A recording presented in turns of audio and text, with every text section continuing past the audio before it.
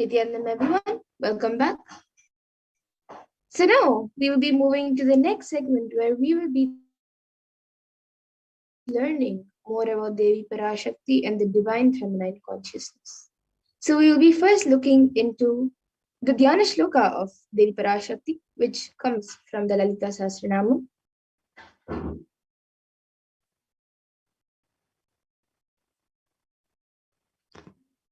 सिन्दूरारुणविग्रहां त्रिनयनां माणिक्यमौलिस्फुरत् तारानायकशेखरां स्मितमुखीमापीनवक्षोरुहां पाणिभ्यामलिपूर्णरत्नचषकं रक्तोत्पलं बिभ्रतीं सौम्यां रत्नघटस्थरक्तचरणां ध्यायेत् परामम्बिकाम्. And this verse says, the Divine Mother is to be meditated upon as shining in a vermilion red body with a triple eye, sporting a crown of rubies studded with crescent moon, a face all smiles, a splendid bust, one hand holding a jewel cup brimming with mead, and the other twirling a red lotus. And then another verse, which also comes from the Lalita Sahasranamam, which describes Devi Parashakti. Arunam karunam tarangatakshim dhritapaşankuşapuşpabanachapam animadibhiravratam ayukaihi rahamityeva vibhavaye bhavani. And the translation for this verse says, I meditate on the great empress. She is red in color, and her eyes are full of compassion, and holds the noose, the gourd, the bow, and the flowery arrow in her hands. She is surrounded on all sides by powers such as anima for rays, and she is the self within me.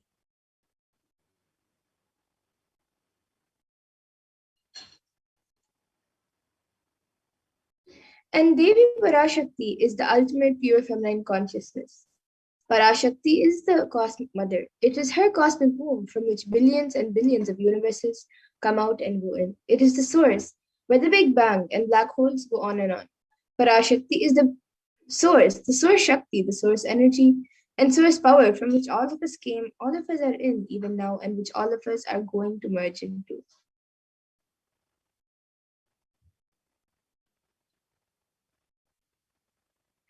And out of her extreme love and compassion, Parashakti herself is manifesting through the embodied form as the Nijavatara of the Supreme Point of Hinduism, Jagat Guru Mahasanidanam, His Divine Holiness, Bhagavan Nithyananda Paramashivam, gracing us, answering all our questions, attending to our prayers, giving boons, healing us, revealing our past, present, and future, and delivering profound spiritual truths, and ultimately giving us the experience of Paramashivoham itself.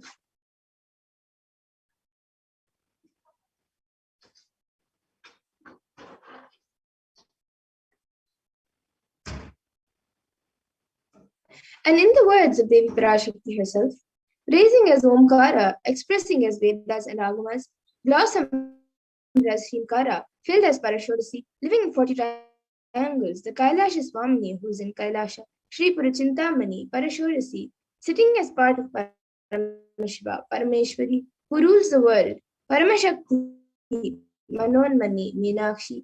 As Nithyananda, I took Nijavatara here to give good boon to everyone, to bestow all goodness. Hiranyagarbha Swarupini, Brahmanda Yoni, Shami, Chandramauli, Rapala, Aparna, Uma, Parvati, Savitri, Navayavana, Samarajya Lakshmi, Parameshwari, Parashodasi, Meenakshi. Taking the form of Nithyananda, I came here as Nijavatara. With great compassion, I am blessing. Listen, people, to do good to all of you. I took the form of Nithyananda and came down as Nijavatara.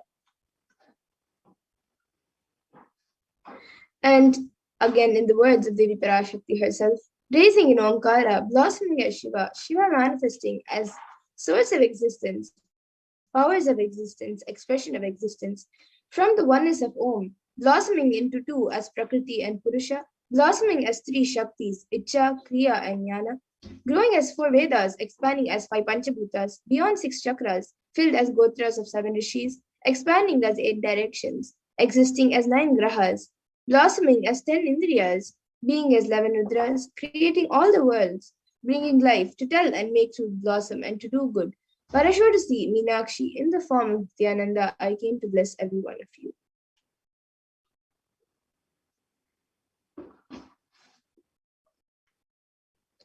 And now let's see how we can receive Devi Parashakti. So literally you are seeing Paramashiva and Parashakti at that moment when she is on your screen.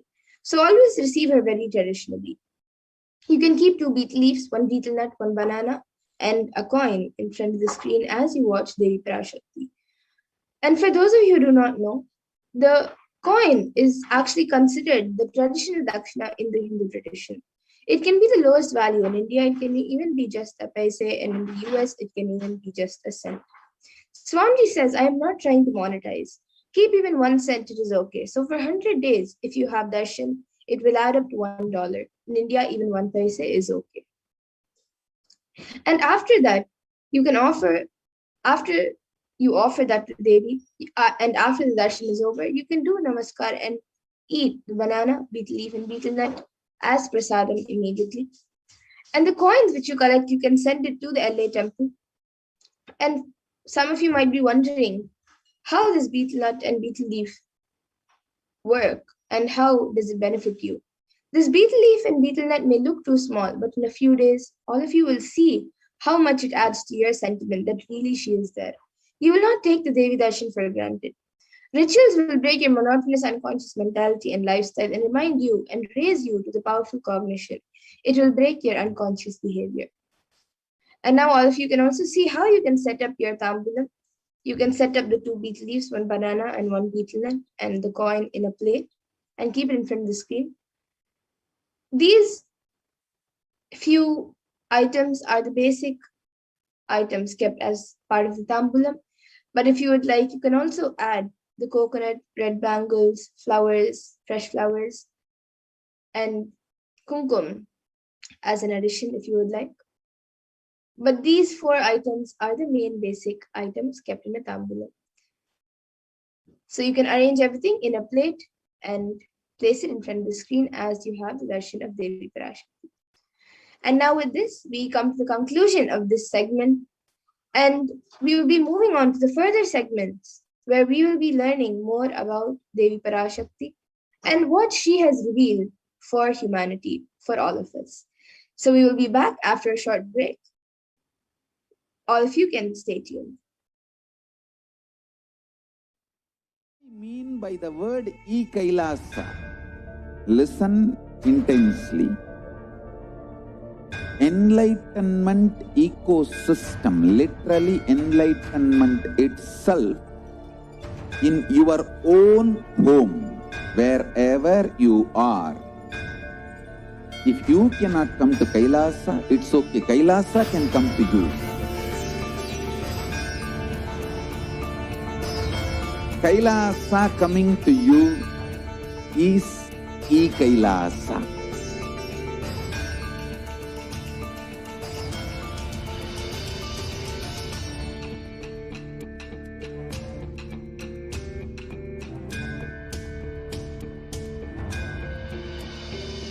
I will revive Hinduism. I am a Hindu revivalist, not by any revolution, but by evolution.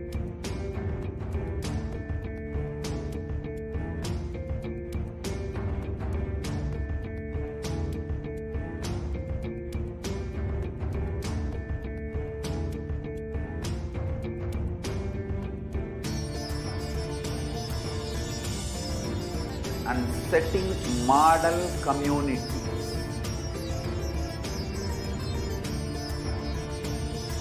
Kailasa, enlightenment ecosystems, Sarvanya Peethas all over the world.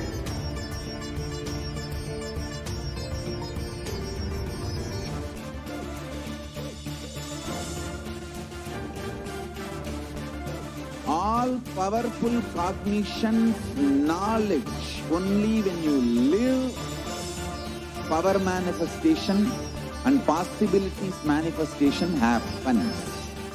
It's a fundamental truth.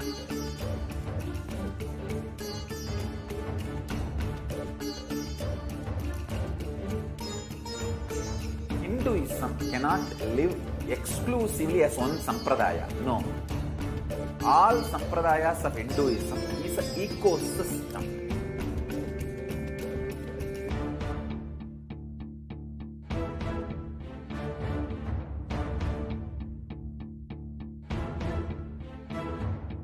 So don't keep quiet thinking that if one sampradaya is attacked, only that sampradaya is going to be affected.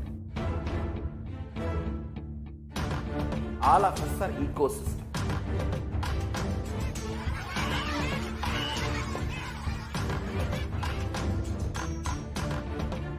I invite all of you to get involved and enjoy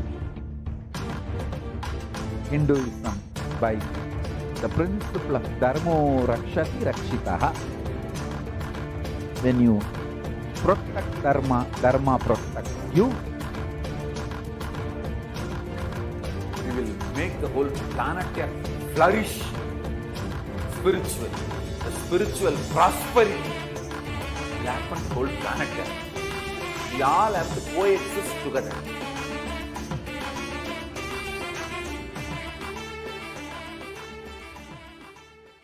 Just be alive for next 3 years. Don't die within next 3 years.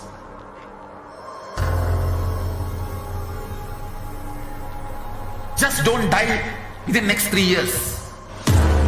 Be alive. Somehow be alive. I'm working sincerely.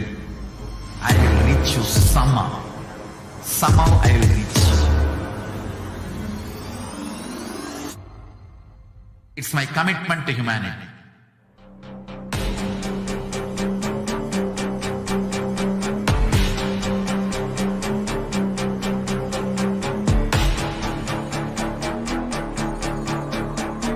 Just don't die within the next 3 years. I will reach you wherever you are, whichever corner of the world you may be. I will reach you with enlightenment. You manifesting the space, state, powers, being Paramashivoham.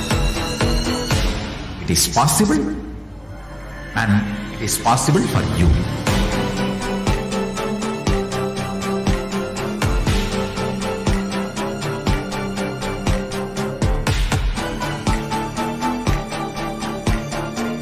Paramashivoham will reach you with enlightenment science.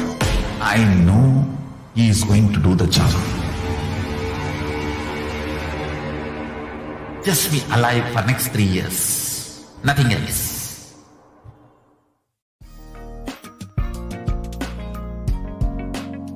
We get you health. We get you ability to build beautiful relationships in your life. We get you direct spiritual support, and we make sure you become wealthy.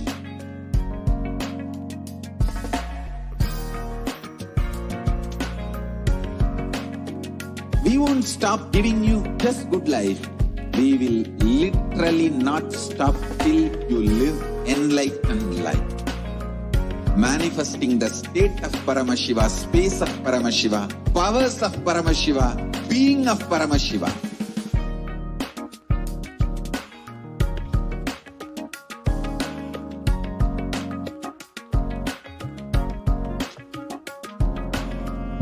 Whole world should become Kailasian. I want the whole world to know Hindus have something great to contribute to the world.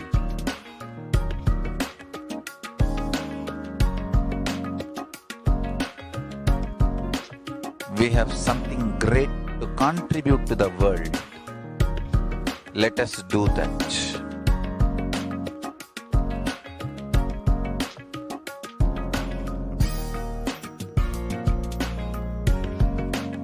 Kailasa is proper customized spiritual service, helping you to identify your root patterns of suffering. We have perfected the science of helping every individual from every cultural, religious, nationality background.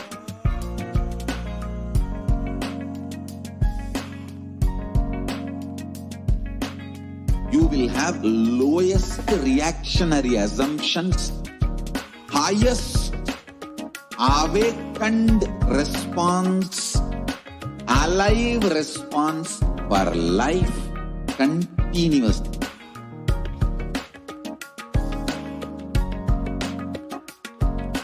Kailasa is enlightenment ecosystem, literally enlightenment itself in your own home, wherever you are. Proper customized spiritual service helping you to complete with your life negativity, withdrawal from life. Nithyanandam, welcome back, dear viewers. Now we will be entering into the next segment where we will be understanding some of Devi Parashakti's revelations made for humanity during this pandemic and how we can protect ourselves during this pandemic. So let us get started and listen to the first revelation made by Devi Parashakti on the 31st of May 2021 on the sacred secret of Hindu birth.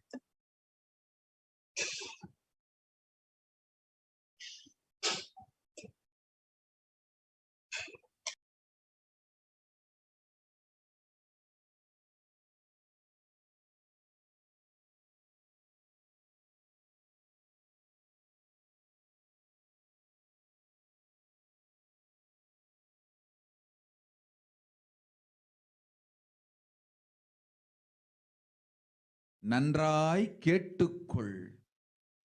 உன் கேள்விக்கு உன்மூலமாய் உலகெங்கும் இருக்கும் இந்துக்கள் எல்லோர்க்கும் அளிக்கின்றேன் உத்திரம். கேட்டு வாழ்ந்தால் உங்கள் வாழ்க்கை I don't think the audio is shared. நன்றாய் கேளுங்கள். I'm not able to hear it. பிறப்பின் ரகசியத்தை பிறப்பிலா பெருமை உடைய பரமேஸ்வரி சொல்லுகின்றேன் கேளுங்கள். அண்டஜம், யோனிஜம், ஜலஜம், பீஜம் எனும் 4 விதமான பிறவிகளில் 84,000 யோனிகளில் பிறக்கும் பிறப்புகளிலேயே பெருமை வாய்ந்ததும் உத்தமமானதும் மனித பிறவி. அந்த மனித பிறவியிலும் பலமுறை பிறந்து உழன்று அரசியல், பொருளாதாரம், சுகபோகம், தர்மம், அர்த்தம், காமம் எனும் ஆசைகள், துக்கங்கள், அச்சங்கள் அனைத்திலும் அழன்று உழன்று இனி வேண்டாம் இப்பிறவி, வேண்டுவது மோட்சமே என்று முடிவெடுத்தோர்க்கு மட்டுமே ஹிந்து மத யோனிஜம்,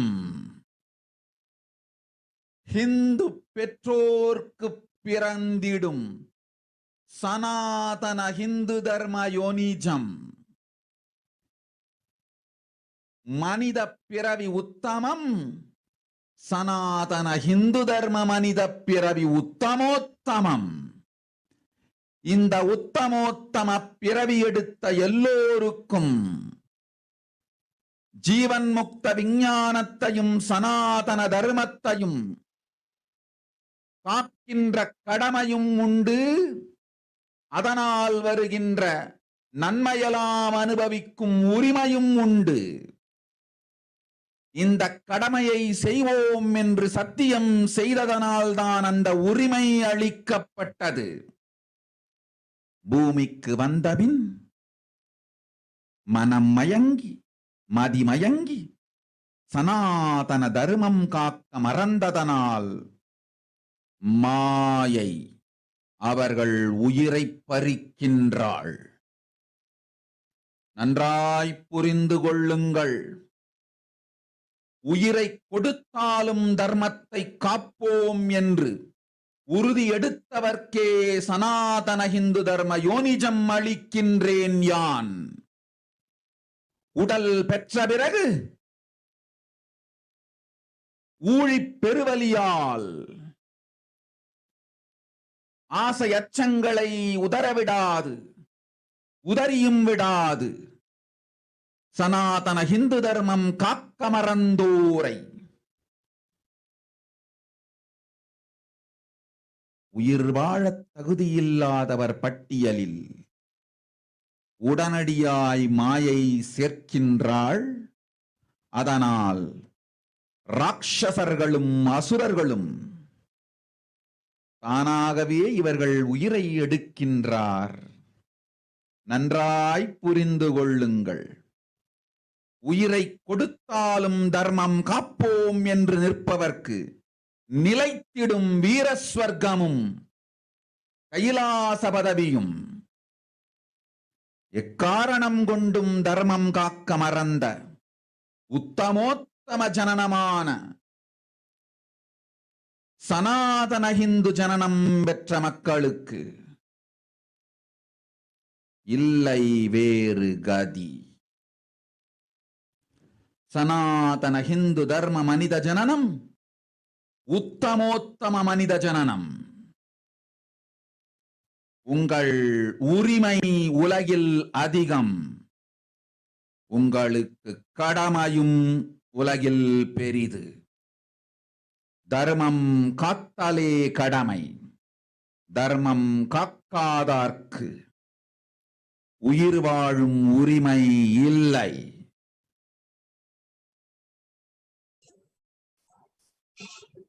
நன்றாய் புரிந்து கொள்ளுங்கள்.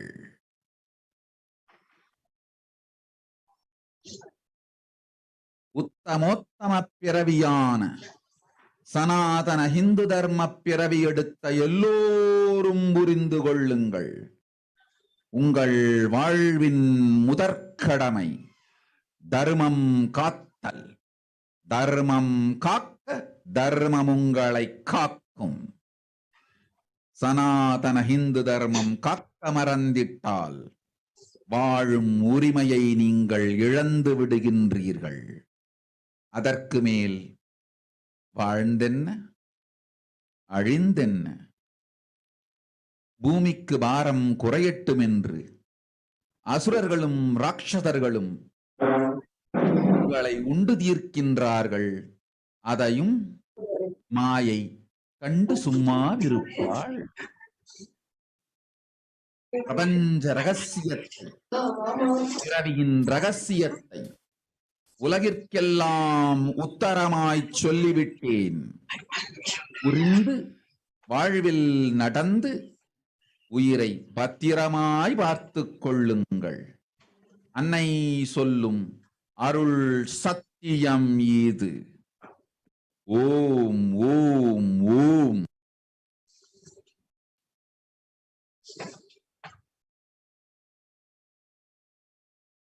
Yes, we can move to the next slide, please. கேட்டுக்கொள். உன் கேள்விக்கு உன்மூலமாய் உலகெங்கும் இருக்கும் இந்துக்கள் எல்லோருக்கும் அளிக்கின்றேன் உத்திரம்.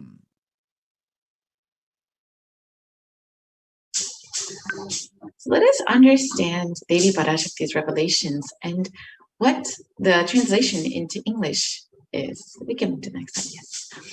Listen. Andajam, Yonijam, Jalajam, Bijam, like this in 4 types of births in 8,400,000 yonis, and all these births, the most greatest birth of them all is human birth. Even in that human birth, being born and toiled many times, after getting burnt and toiled in politics and finance, in luxuries, in dharma, artha, kama,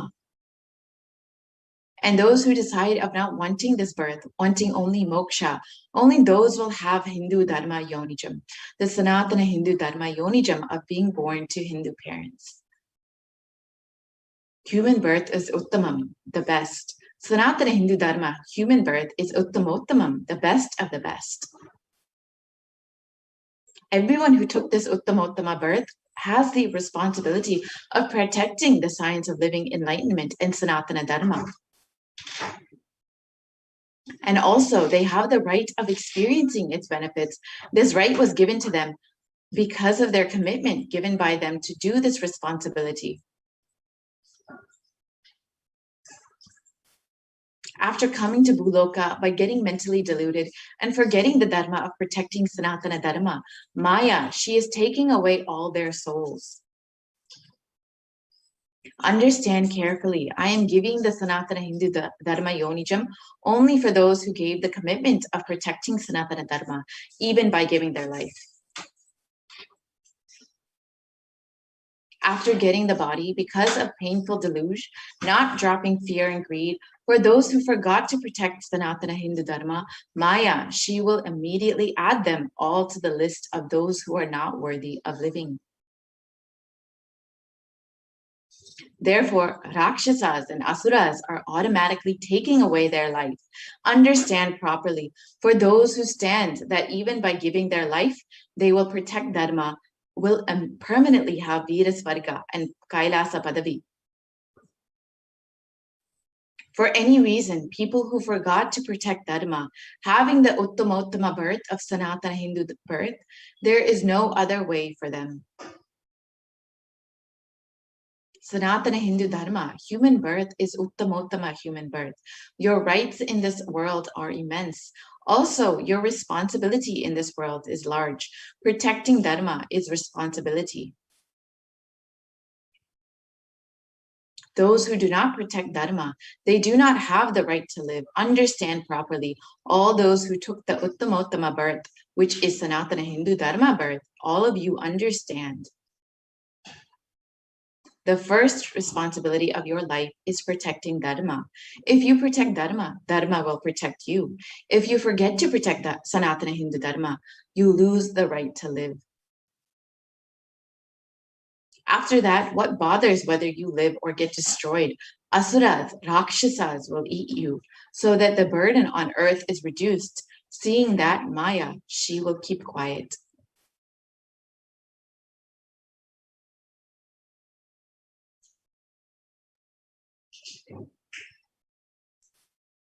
So let us now understand what is the responsibility of Hindus.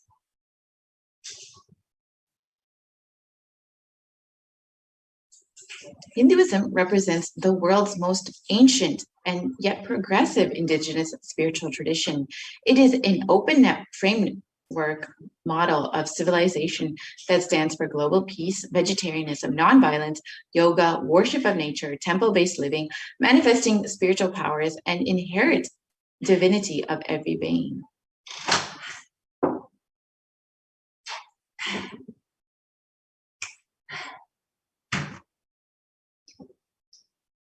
The Hindu nations were ecosystems where more and more enlightened beings could be produced, so that enlightened civilization could be kept alive and its great gifts shared with the world.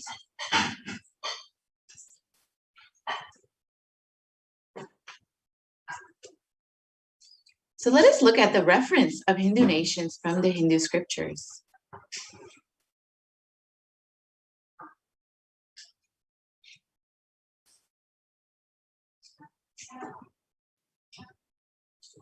The Hindu nation that was ruled by Bhagavan Rama, the Ramarajya, let us look at the description from that in the Valmiki Ramayana, in the Yuddha Kanda.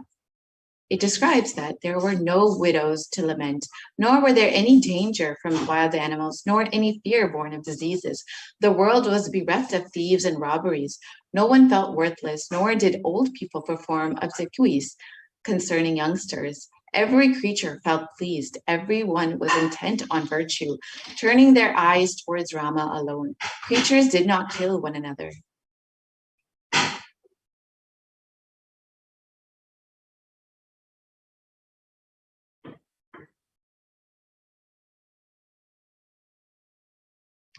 And people survived for thousands of years with thousands of progeny, all free of illness and grief. The trees that there were bearing flowers and fruits regularly without any injury by pests and insects. The clouds were raining in time, and the wind was delightful to the touch. Every caste was performing their own duties, satisfied with their own work and bereft of any greed. People were intent on virtue and lived without telling lies. All the people were endowed with excellent characteristics. All were engaged in virtue.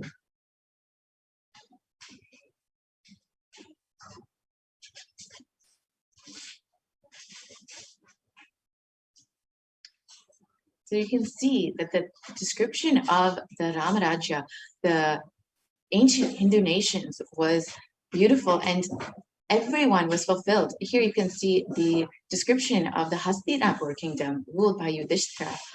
The Devas granted rains to fulfill all wants. The world became free of all diseases. There was no hunger or thirst anywhere. There was no mental suffering. Those who, without livelihood were given livelihood. There was abundance all around. There was no worldly worries left for anyone, and there was no cause to fear either. Happiness on earth was in fact even greater than in the heavens. And this is the description from the Srimad Mahabharata of the Hastinapur kingdom.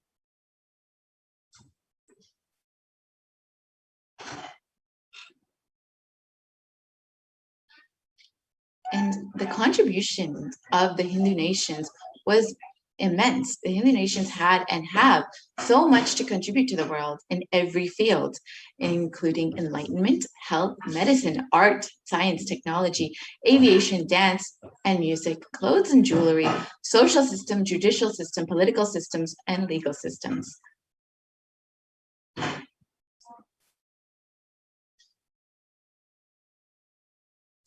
So how were these Hindu nations destroyed over time?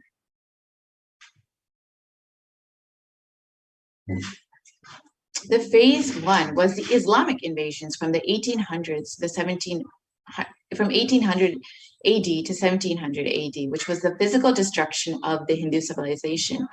And the description from Will Durant in the description of the Islamic invasions is that the Mohammedans' conquest of India is probably the bloodiest story in history. The Islamic historians and scholars have recorded with great glee and pride the slaughters of Hindus, forced conversions, abduction of Hindu women and children to slave markets, and the destruction of temples carried out by the warriors of Islam during the 1800 AD to 1700 AD. And millions of Hindus were converted to Islam by sword during this period. Millions more were raped and murdered and dismembered.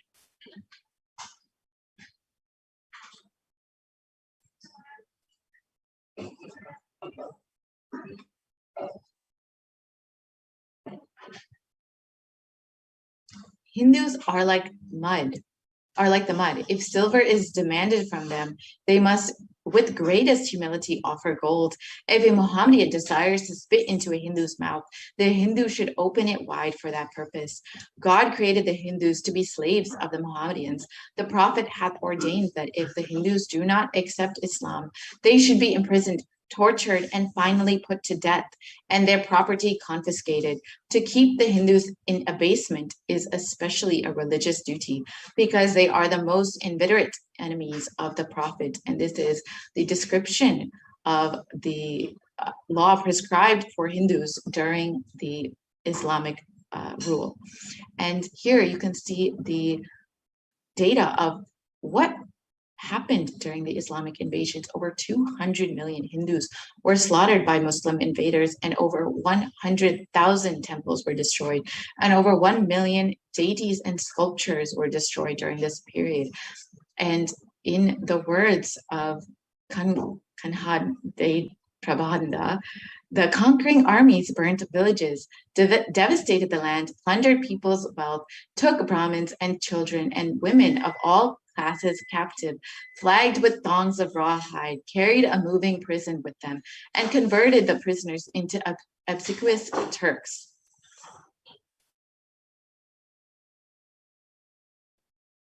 And the phase two was the British occupation, which was from the 1700s to 1947 AD. And this was the economic and psychological destruction of the Hindu civilization. And in the words, again, of Will Durant, a historian of the Indian civilization, I have seen a great people starving to death before my eyes. I am convinced that this exhaustion and starvation are due not, as their beneficiaries claim, to overpopulation and superstition, but to the most sordid and criminal exploitation of one nation by another in all recorded history.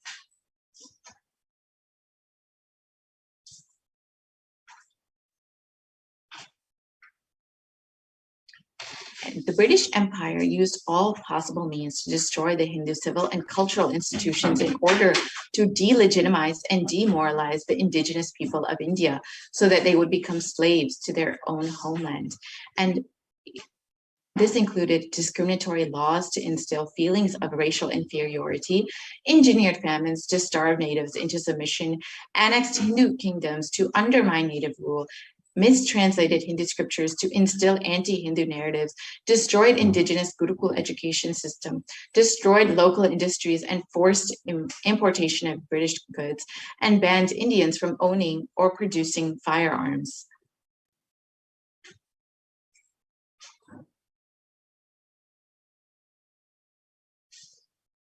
And during the British occupation, over $45 trillion were looted from India over the course of 200 years, and 45 million Hindus died due to famine and poverty imposed by the British policies and reprisal killings of 1857 mutiny, and over 680 native kingdoms were usurped by the British Raj.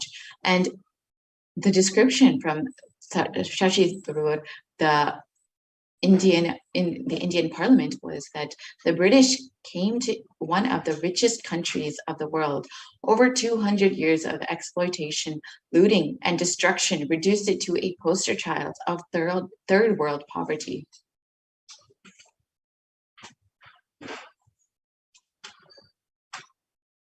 And the phase 3 was after independence from 1947 to present, which was when India became a secular country.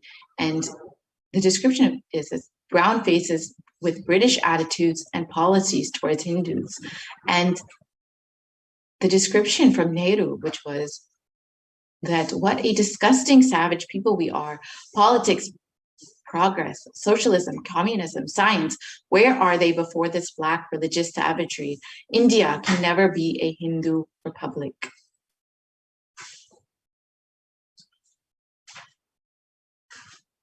And the first law minister and the principal architect of the Indian Constitution described that if Hindu Raj does become a fact, it will no doubt be the greatest calamity for this country. No matter what the Hindus say, Hinduism is a menace to liberty, equality, and fraternity. It is incompatible with democracy. Hindu Raj must be prevented at any cost. And these are the descriptions from the first leaders of the independent India after colonization. You can see how much of discrimination and prejudice they had against Hindus. Therefore, it was very much, despite India being a secular country, it became very much a hostile environment for Hindus. And the modern Indian legal system, academia, and media all systematically undermine, suppress, and delegitimize Hindu institutions and cultures. And India's constitution has established government control and taxation over Hindu temples, schools, and much more, while other religions are free from this interference. And Articles 27 to 30 of India's constitution discriminate against Hindus by giving special rights and benefits to non-Hindus. And this includes government benefits, scholarships, and much more. And Hindu kingdoms and self-governance was completely abolished during this time, and anti-superstition laws were passed to criminalize Hindu practices. And the mainstream Indian academics describe Hindus as sexist, racist, backwards, and oppressors. And the negative media portrayals of Hindus in Bollywood and TV are very prominent in today's culture. And you can see how every aspect of society has been created to be anti-Hindu, to drive the agenda of this anti-Hindu agenda. And you can see that the media narratives were used to stereotype and demoralize Hindus. And in Bollywood and other mainstream media outlets consistently portrayed Hindu gods and gurus as cartoonish, dishonest, corrupt, sex fiends, and in a manner similar to the British imperial propaganda. And this media narrative was used to shape the human consciousness further and further the political agenda. and racist British colonial stereotypes portrayed Hindus as superstitious, backwards, dishonest, corrupt, and were perpetrated by their British brown successors in modern India, completely unabated.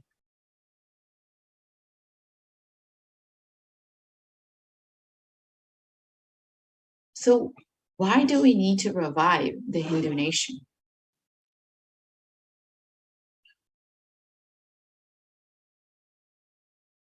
Let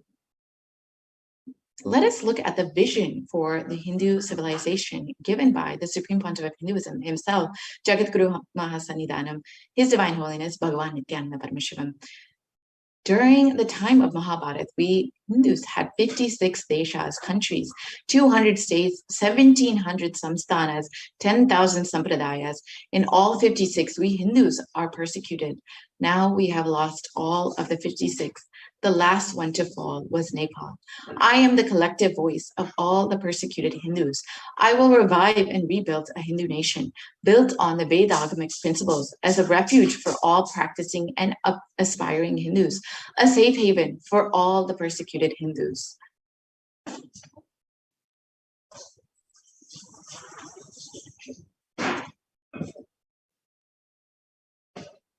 So what is Kailasa? This revival of Kailasa, the Hindu nation, is for reviving this whole life of enlightened civilization and all the great things that has to offer to the world, bringing legitimacy to all the offerings of Sanatana Hindu Dharma and sharing it with the whole world is the purpose of this Kailasa, the Hindu nation. So let us understand the administration of Kailasa. Kailasa is revival of the cosmic constitution. Kailasa is the model nation of how enlightened civilization should be living and administered. Politics, judiciary, education, economy, everything will be revived as Paramashiva revealed in the Vedagamic scriptures, the Sanatana Hindu Dharma scriptures.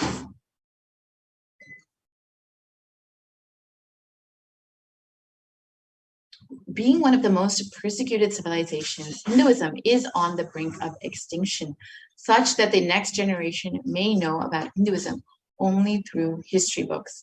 What can we do to stand up for Hindu civilization and all that it has to offer to the world?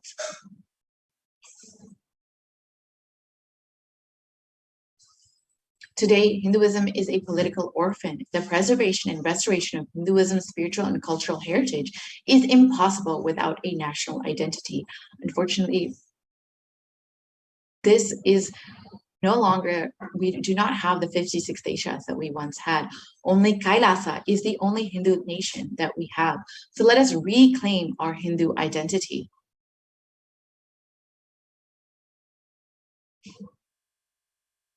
Hinduism is responsible for our successful life. If you are happy, healthy, wealthy, rich, successful, respectable, have a stable family life, have the best mental health, Hinduism is responsible. The Hindu identity is responsible. The Hindu scriptures are responsible. It is the Hindu scriptures which have given us the best mental setup, all the best things we Hindus have. The Hindu scriptures are responsible for our beautiful lives. Hindus are the richest and most successful ethnic group in the world. Hindu scriptures, Hindu lifestyle, our enlightened masters are responsible for this. Hindu thought currents that are responsible for this. And here you can see that Hindus are the most educated group in the US, according to a report published in the Hindustan Times.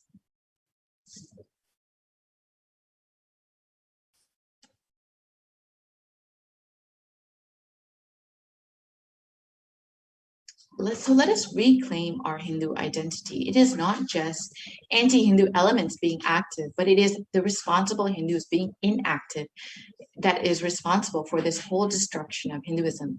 Let us now take responsibility for Hinduism and let all the Hindus all over the world reclaim our Hindu identity.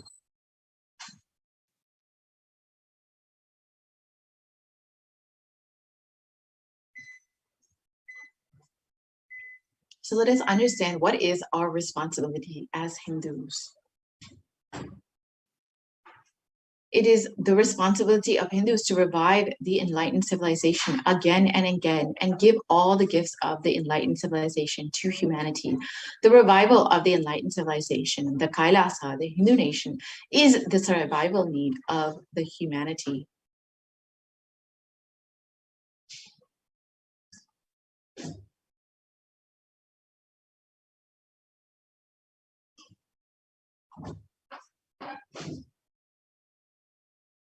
So now is an open invitation to all the Hindus, the born Hindus, the practicing Hindus, those who are sympathetic towards Hinduism, those who are curious towards Hinduism, who want to explore and enjoy Hinduism. Please come and be a part of the revival. You can sign up to be an e-citizen of Kailasa at kailasa.org and avail all of the benefits that Hinduism has to offer to the world. And let us now listen to the Supreme Pontiff of Hinduism's own words of why Kailasa is needed, why the only Hindu nation is needed for humanity.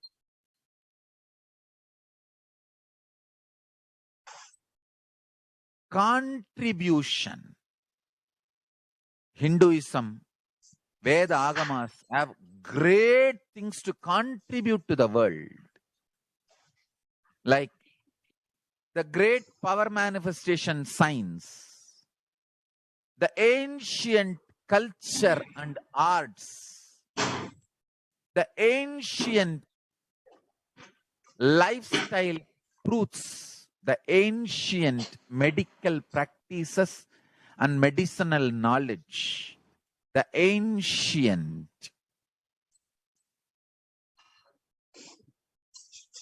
indigenous cultural heritage and jewelry, perfume, dance, music, in every level, Hinduism has so much to contribute. Veda Agamic traditions have so much to contribute. To share all this with the world, to contribute to the world.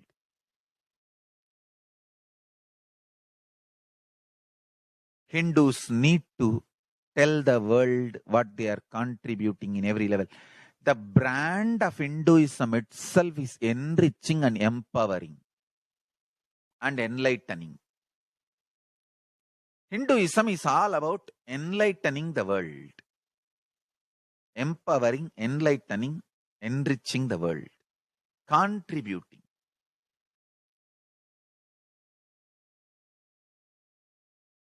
That is our spiritual life. That is our spiritual strength. That is our spiritual core principle. O humanity, I request you with folded hands, some one corner of the world, if you just give me few hundred acres, I will keep this whole science alive. Leave it for the whole humanity freely. Fortunately, Paramashiva has given me the power to decode all this Hindu medicinal system, Hindu judiciary system, Hindu social law and order system, Hindu power manifestation system, Hindu mental sciences system, Hindu yogic sciences, the sciences of Hindu biology, Hindu physics, Hindu psychology, Hindu physiology, Hindu chemistry, all this Paramashiva has given me the power to decode. Whatever the remaining scriptures are available with the humanity, Paramashiva has blessed me, and I have collected, not only I have collected and organized, I can decode this whole science can be kept alive in any one corner of the world, just few hundred acres are given for me to live peacefully and exist peacefully. I can store this whole thing alive and contribute it to humanity. Humanity can become better and better and better. I can make the planet Earth so much better place to live. I am here to contribute, and I will continue to contribute.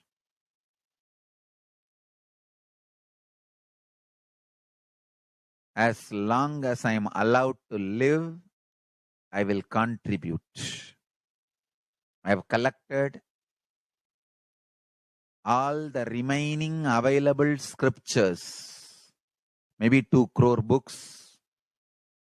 2 crore means 20 million, I think, books on Hindu physics, Hindu chemistry, Hindu biology, Hindu physiology, Hindu psychology, Hindu law and order, Hindu social system, the power manifestation sciences of Hinduism, yogic sciences of Hinduism.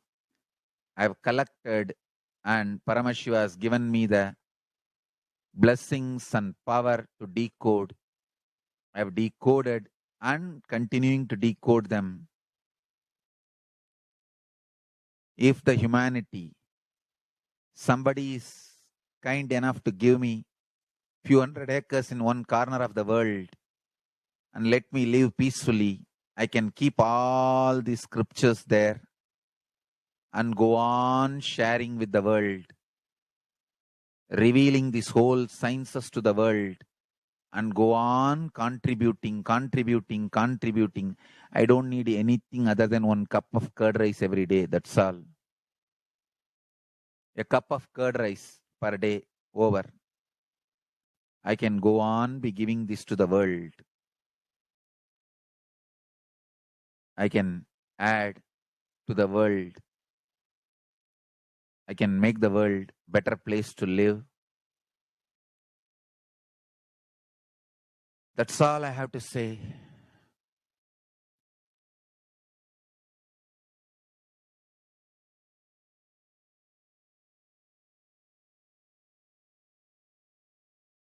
Thousands of medicines are described detail in ancient Siddha and Ayurvedic scriptures.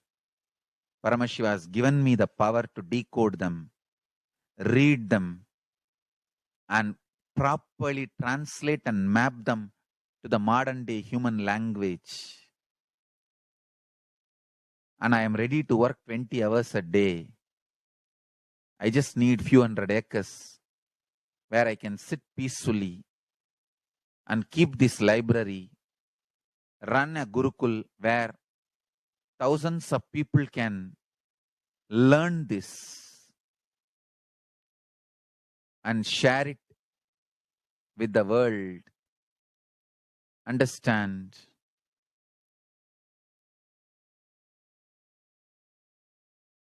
I am only interested in contributing.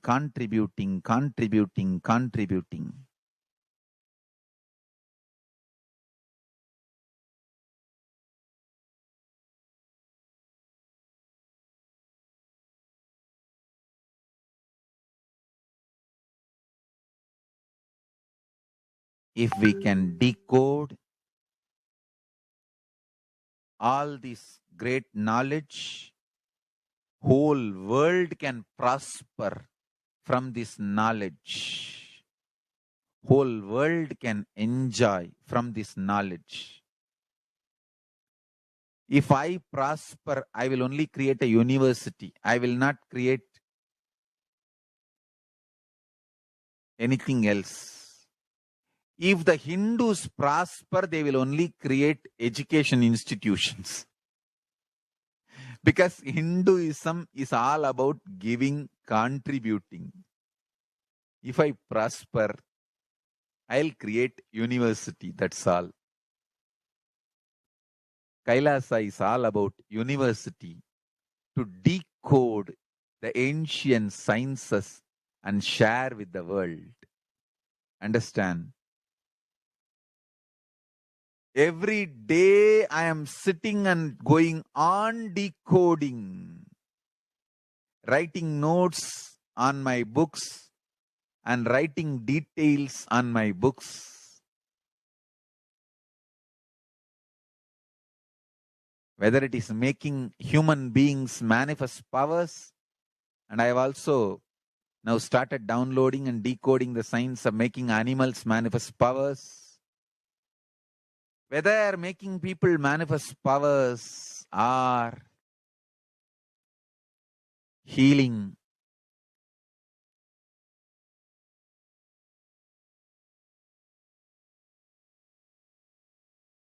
in every level, life is all about contribution, contribution, contribution.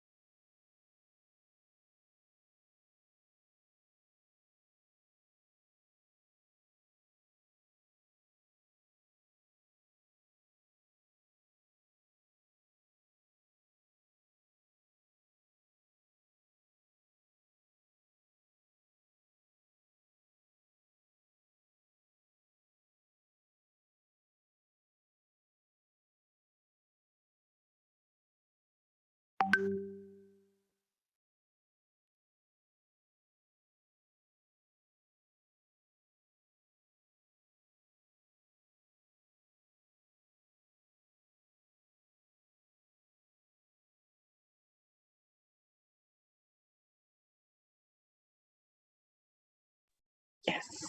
So now that we have understood from the Supreme Pontiff of Hinduism himself what is a need for our Hindu nation and why we need Kailasa, we will now be concluding this segment and be entering into the next segment where we will understand some of the offerings that we can make to Devi Parashakti and how we can connect with Devi Parashakti through these various offerings. We will be right back after a very short break.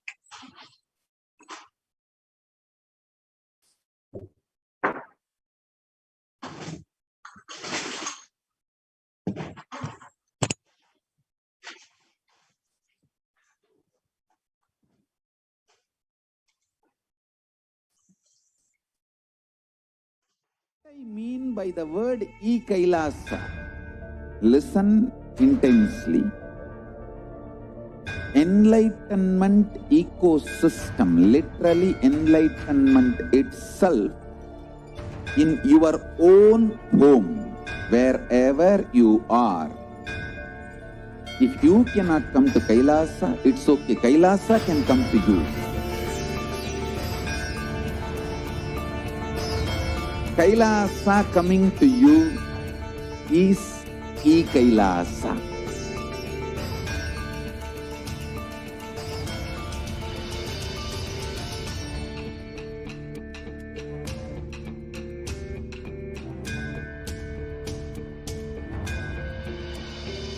I will revive Hinduism. I am a Hindu revivalist, not by any revolution, but by evolution.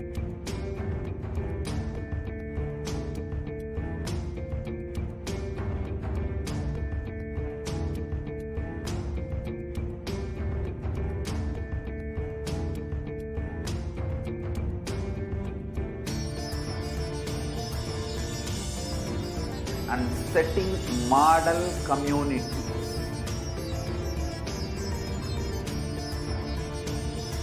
Kailasa, enlightenment ecosystems Sarvanya Peethas all over the world.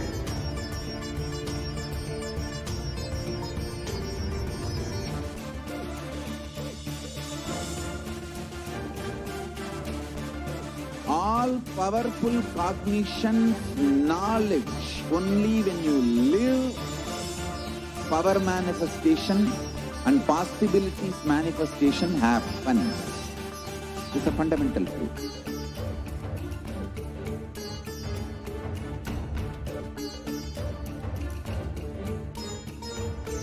Hinduism cannot live exclusively as one sampradaya. No.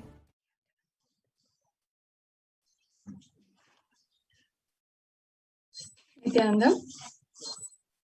Welcome back to all the viewers.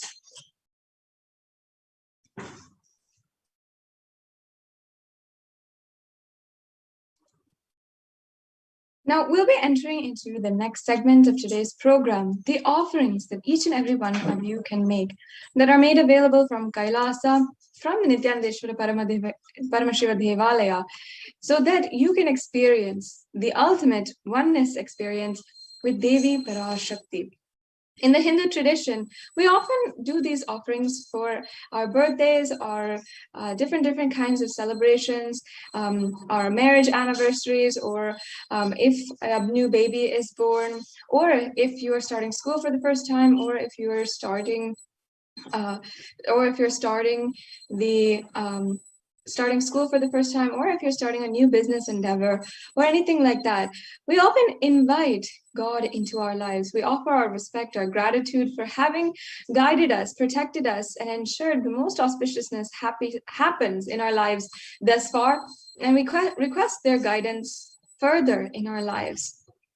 And you can really see that an offering is the giving of a divine gift of pure love, devotion, and oneness, and it consists of two parts, giving and accepting.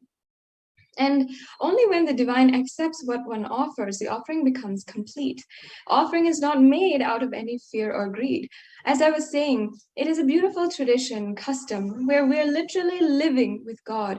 We enjoy their presence in their lives. We enjoy the presence of God. We enjoy that they are in our lives. We love to invite them continuously, no matter if it is our birthday or for our even if we are buying a new car or a new device or new something, we always are asking the blessings of God. And we always request God to be in our lives. And that is beautifully what the Supreme Pontiff of Hinduism is revived as the science of living enlightenment, literally practicing the presence of God in our lives. And any offering that you make is a beautiful way that you can have and experience enlightenment. You can experience the ultimate experience of oneness. Now, before we are entering into the next segment of today's program, let us first invoke the presence of Devi Parashakti, Manonmani, who is the beautiful form of Devi Parashakti sitting on the lap of Paramashiva. Yes, I'll just be chanting this Dhyana Shloka. Deeply sit and imbibe the sacred vibrations that I'm chanting in Sanskrit, the sacred mantras. This literally, even if you don't know the meaning, can literally conjure, can literally invoke the presence of Devi Parashakti amongst us now. So deeply, let us pray as we chant the Dhyana Shloka. Om Indunivabeda Karavahni Syat Pankajavaravaya Japakshasarayuktam Angahimabhushana Vichitravasanam Syat Tungamukato Jwalamato Manonmani Swarupam. And the English translation.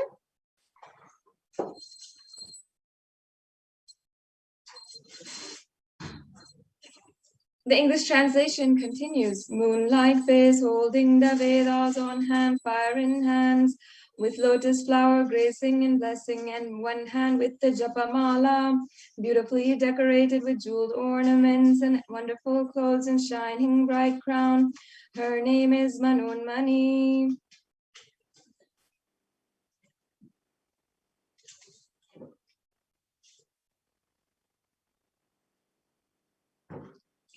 And the next Dhyana Shloka. Dhyaye devim trinetram shashini bhavadanam vedahastam dadanam savye padmam varadam apare chabhayam chakshamalam divyeira varana vibhar vibhushitatanum brahmadi vipujitam devimeva manonmanim pratidinam kamatra dhatrim shubham.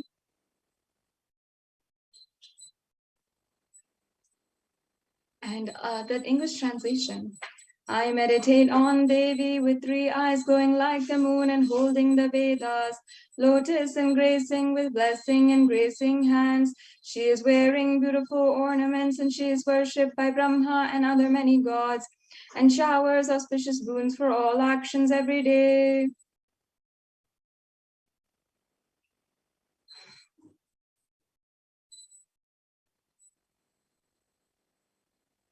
Yes, we can go on.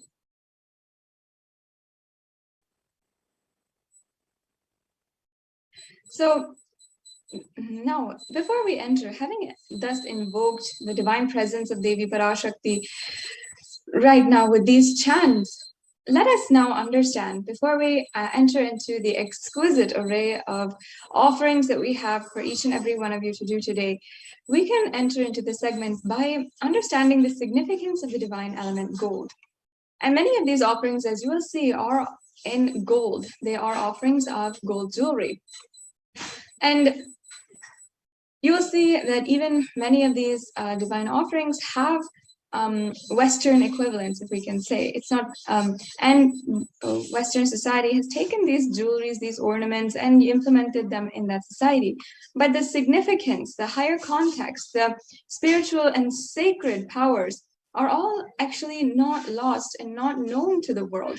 That is what the Supreme Pontiff of Hinduism is emphasizing in reviving, bringing back the sacredness of each and every one of these offerings. And we must understand the sacredness of each and every one so that we can understand really the true importance of these offerings to Devi Parashakti. And many of you know and can experience or can relate with, understanding the value of gold. We might understand it superficially in an economic way or as a very valuable and precious metal. And we often give it as a gift when we are on Mother's Day, Father's Day, or on birthdays or weddings. We often give gold as a gift, and we know that it places value on a relationship. But what kind of value? How does it really give that value? It's not just economic. It's not just currency value that gold has. It actually has a sacred and divine property. And in fact, in the Atharva Veda, one of the scriptures of Sanatana Hindu Dharma, one of the oldest scriptures, a part of the Chatur Veda, there is a verse where it describes the virtues of gold. And I'll just be reading out here the English translation. As you can see, the Atharva Veda, chapter 5, line 28. And it says, triply born by birth is this gold. From the atoms of Agni is one. It becomes dearest to Agni. One fell away from the Soma when it was heard. One they call the seed of virtuous and powerful Apaha, watery molecules. Let that triple gold be for your long life. And once again, here it says, the seed of virtuous and powerful Apaha and the triple gold be for your long life, meaning that it was already then associated with higher powers and virtuousness as well as immortality. And as we were saying, beyond what we usually see or what we usually understand for gold, gold is a divine element. It purifies anything that it touches. It is an element of spiritual significance and great spiritual power of healing and enlightening. And the vibration of gold has the power to infuse sattva energy and positive thought currents in anyone who wears it or even anyone who operates in its vicinity. So this, as you can see, is a very significant part of gold. And thus, gold is present in all of the scriptures, the Vedas, Shrutis, Smritis, and Itihasas, in all of the Hindu Puranas, the Hindu scriptures. It is abundantly displayed that gold is the most auspicious and purest metal which purifies our being. In the Hindu civilization, everything was built in gold, exchanged in gold, and ritual feasts were offered in gold bricks. When one was to be saved from life-threatening illnesses, gold was to be offered as a ritual fee.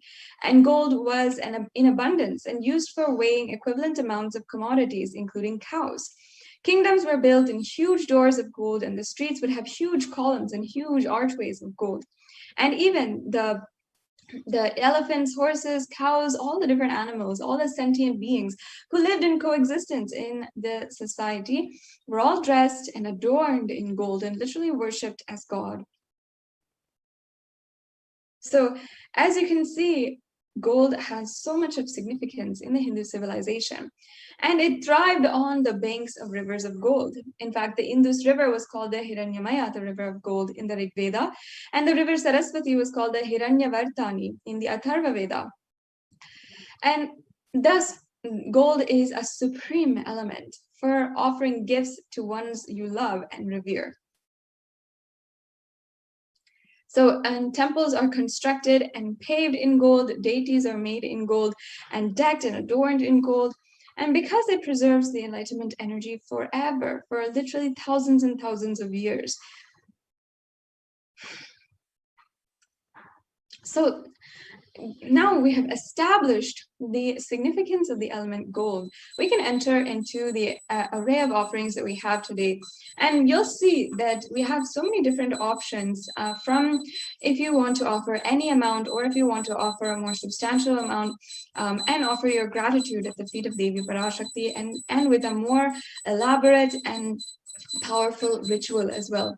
So here is the offering of the e-hundi.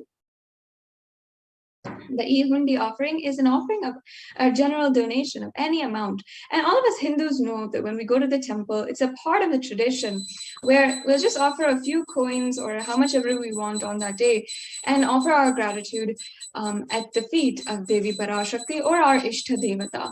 So this is a feature now available wherever you are through this e-hundi offering. So you can offer, and you can offer how much ever you want immediately today as well. And you can offer through the registration forms with a credit card or debit card, or you can offer through credit card, debit card, or PayPal through the YouTube Super Chat.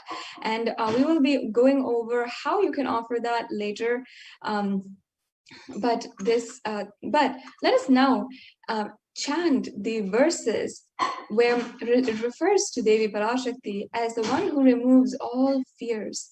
Sorry, we can go back to the previous slide.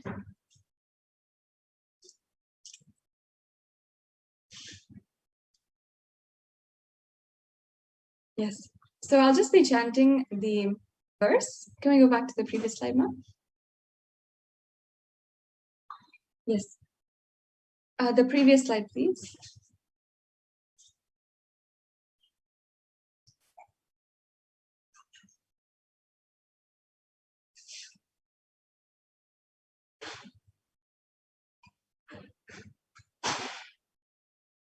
And the slide before that.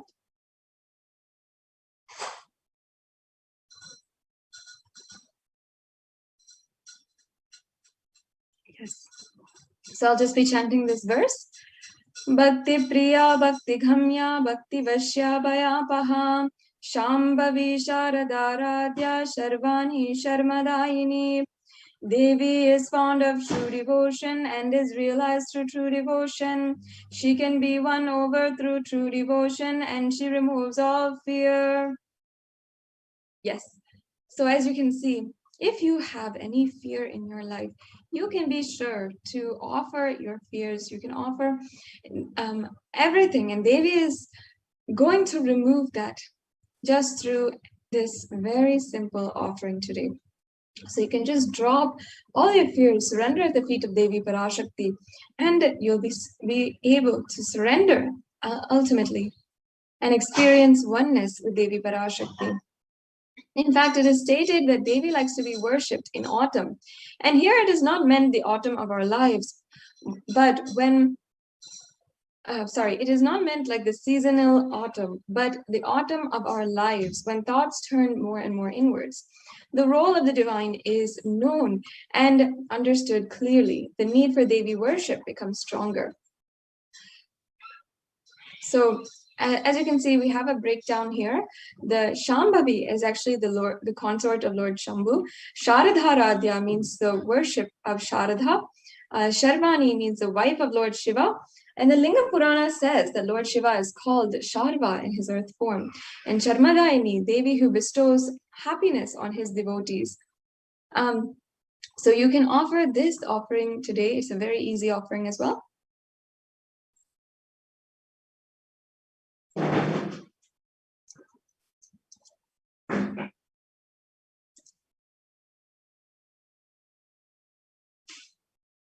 Yes.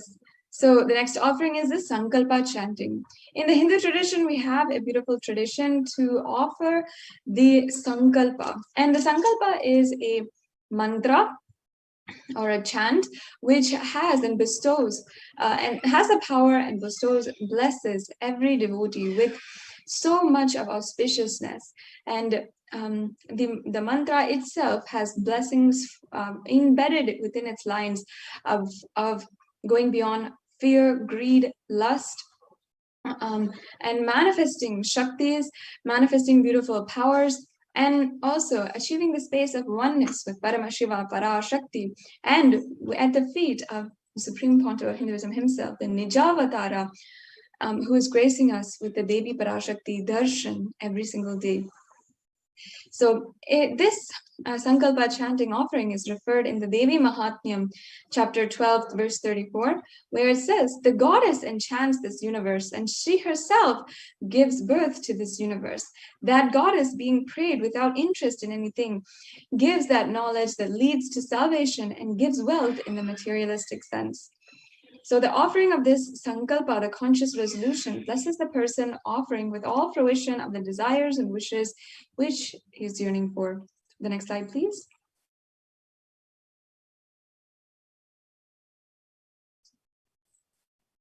The next offering is the Swarna Kasu, the Sahasranama Swarna Kasu. In the Lalita Sahasranama, verse 734, Devi Parashakti is described as Nama Parayana Prita, she who likes the repetition of her own names, and her various names. So this is the offering as an ode and tribute to that. We're offering the 1008 names of Devi Parashakti, and it's actually a very special offering because we are offering this Archana to the Mahameru of Devi Parashakti. You can offer the gold coin inscribed with each of these 1008 names and receive the blessings to have the Ananta Kalyana Gunas, all the divine qualities of Devi Parashakti. So if you'd like to go ahead and proceed with any of these offerings, you can go to tiny.cc/Devi-offerings.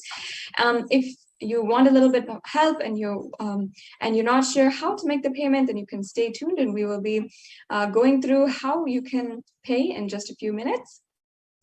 We'll now proceed with the next offering. This offering is the Mukta Anguti, the pearl ring. And I'll just chant the verse here.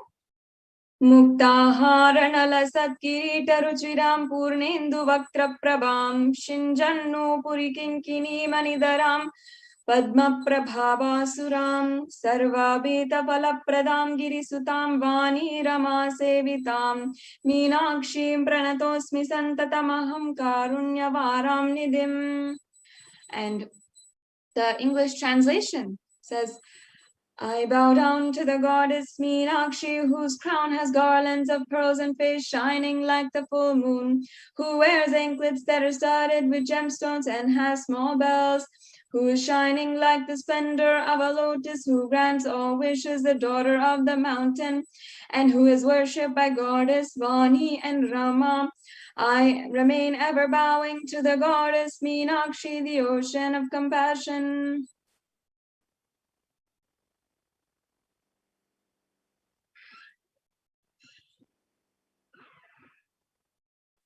Yes, and you can offer this pearl ring to receive the blessings to be showered by the compassion and pure love in all of your business endeavors.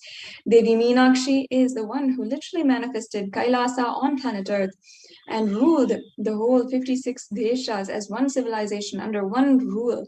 So from her itself, the sovereign queen, the divine sovereign queen, you can receive the blessings to fulfill your highest ambition. The next slide, please.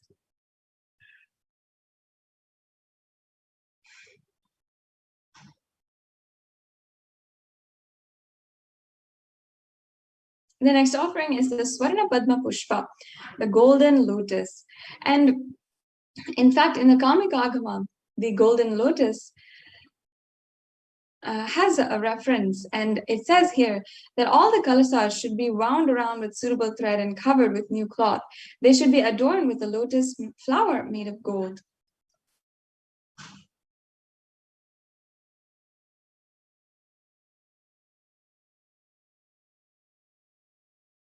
And in fact, there are hundreds of scriptural references for the using lotus in the worship of Paramashiva.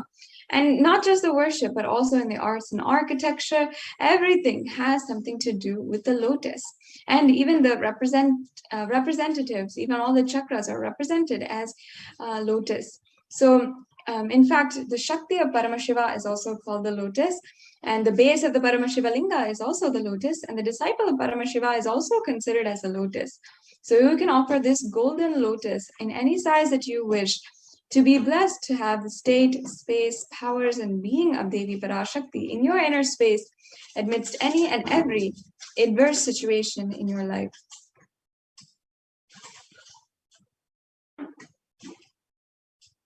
Yes, and the next offering is the Swarnameti, the golden toe ring. The toe ring is actually a very sacred, a very ancient Hindu custom, which is adorned on the feet of married women upon their marriage. And upon their marriage, they are literally given this toe ring with a ritualistic ceremony. And in that way, they are worshipped as Devi Parashakti. And in that ceremony, they are literally invoked as Devi Parashakti. And that is why they're given this gold, they're given this ornament.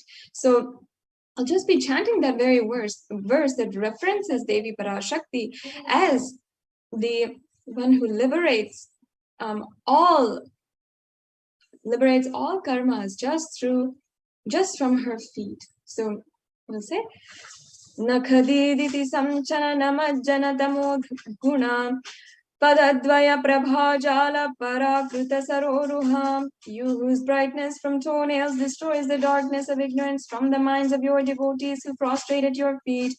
You whose brightness from your 2 feet overpowers that of the lotus flower. The next slide, please. The next offering is, So yes, you can offer the toe ring to Devi Parashakti, adorning her sacred feet to be in constant gratitude for receiving her blessings, even in the most difficult aspects of life.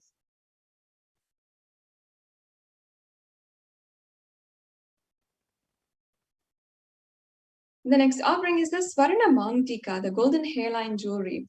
And this is another offering which is a traditional piece of jewelry. And in fact, this Mangtika goes from the crown of the head to the forehead, and sometimes it spans the entire head as well. And this is referred in the sacred scriptures where Devi Parashakti is described as Shuddha Sarabhi Varshani, meaning she who makes the nectar flow in all of our nerves from the Sahasrara, she who gives the very pleasant experience of the enlightenment. The Mangtika represents the nectar flowing from the Sahasrara chakra, which is fully opened. The Sahasrara chakra is the chakra at the crown center.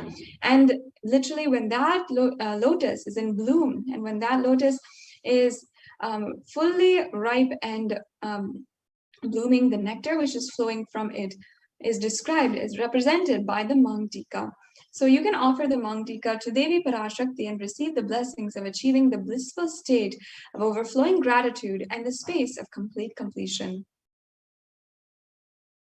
The next slide, please.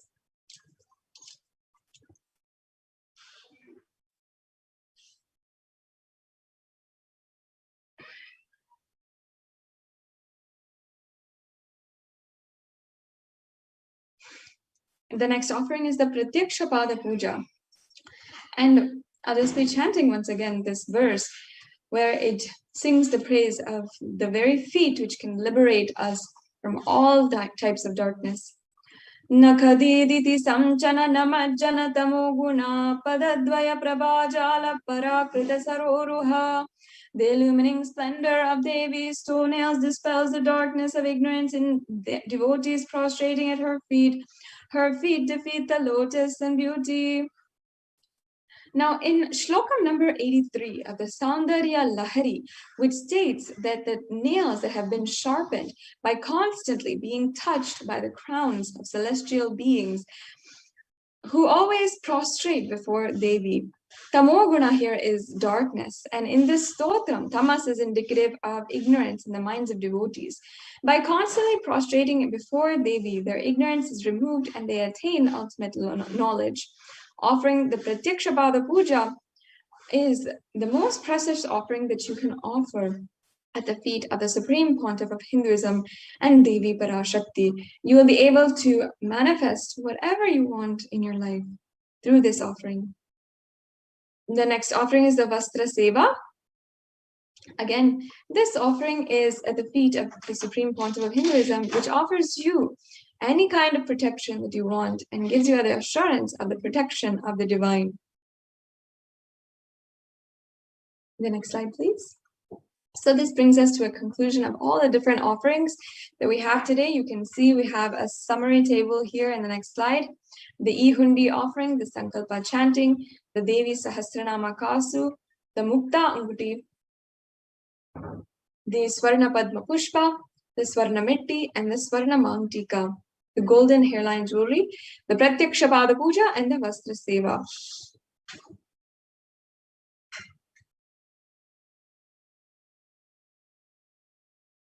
So today, you might be falling under two options here, or might be falling under two categories. One is if you are ready to offer and you're feeling inspired, you want to have this beautiful experience of oneness with Devi Parashakti and deepen your experiences with Devi Parashakti, you can go ahead and go to tiny.cc/Devi-offerings and you can offer these offerings. And you can go ahead with the payment link. After you're done with the payment, please ensure that you are filling out the Sankalpa 2021 form. And this form is extremely important in order for you to ensure that your names and the names of your people, your family members, and those who you're offering the puja on behalf of are also are chanted during the puja. And you also might be falling in the category of that you might be interested in this offering, but you need help in manifesting, or you need more details. So you can also fill out the registration form, the intention form at tiny.cc/BHAVASAMADHI. Now I request if we can actually show these links, we can go to these links.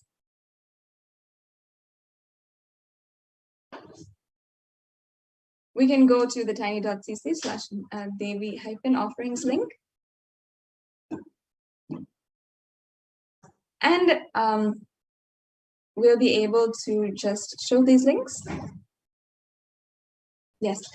So while we get that to you, I request each and every one of you to, once again, you can consider making these offerings. And even if you are, wanting to make a general donation or any kind of offering today, I strongly encourage you can manifest this offering today itself and do it out of your complete gratitude for Devi Parashakti.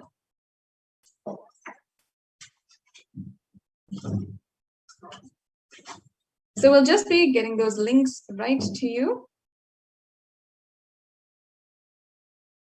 And we'll be able to show all the links, how to make the payment. It's a very easy process. You'll just need to go to the link provided. You can select in the drop-down menu the payment that the offering that you'd like to make, then proceed to checkout. Then you can add that to your cart, then to proceed to the checkout once you are reviewed all the items in your cart. then fill out your payment details, and that's it. That's a very simple process that we have. And there's also another option where you can also donate through the YouTube Super Chat. YouTube Super Chat is another feature where if you are a member of our YouTube channel, Kailasa's HDH Nithyananda YouTube channel, you can become a member, and then you can click the $ in the right-hand side below the chat and make a donation through the Super Chat option or the Super Sticker option. So this brings us to a conclusion of today's segment, in today's program. We'll now be entering into the next segments, where we'll understand from the representatives and administrators of the Adi Kailasa Nithyananda Peetham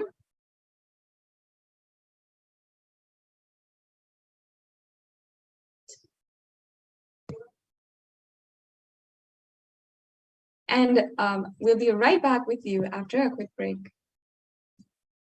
I mean by the word Kailasa. Listen intensely. Enlightenment ecosystem, literally enlightenment itself, in your own home, wherever you are. If you cannot come to Kailasa, it's okay. Kailasa can come to you.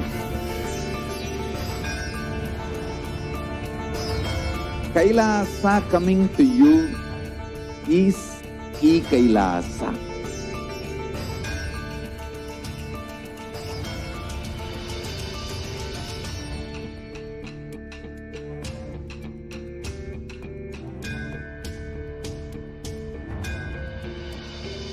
I will revive Hinduism. I am a Hindu revivalist, not by any revolution, but by evolution.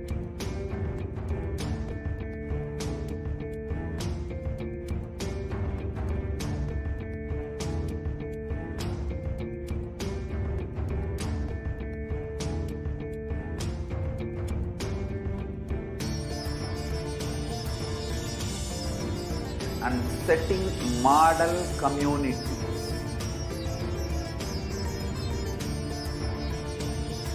Kailasa's enlightenment ecosystems, Sarvanya Peethas all over the world.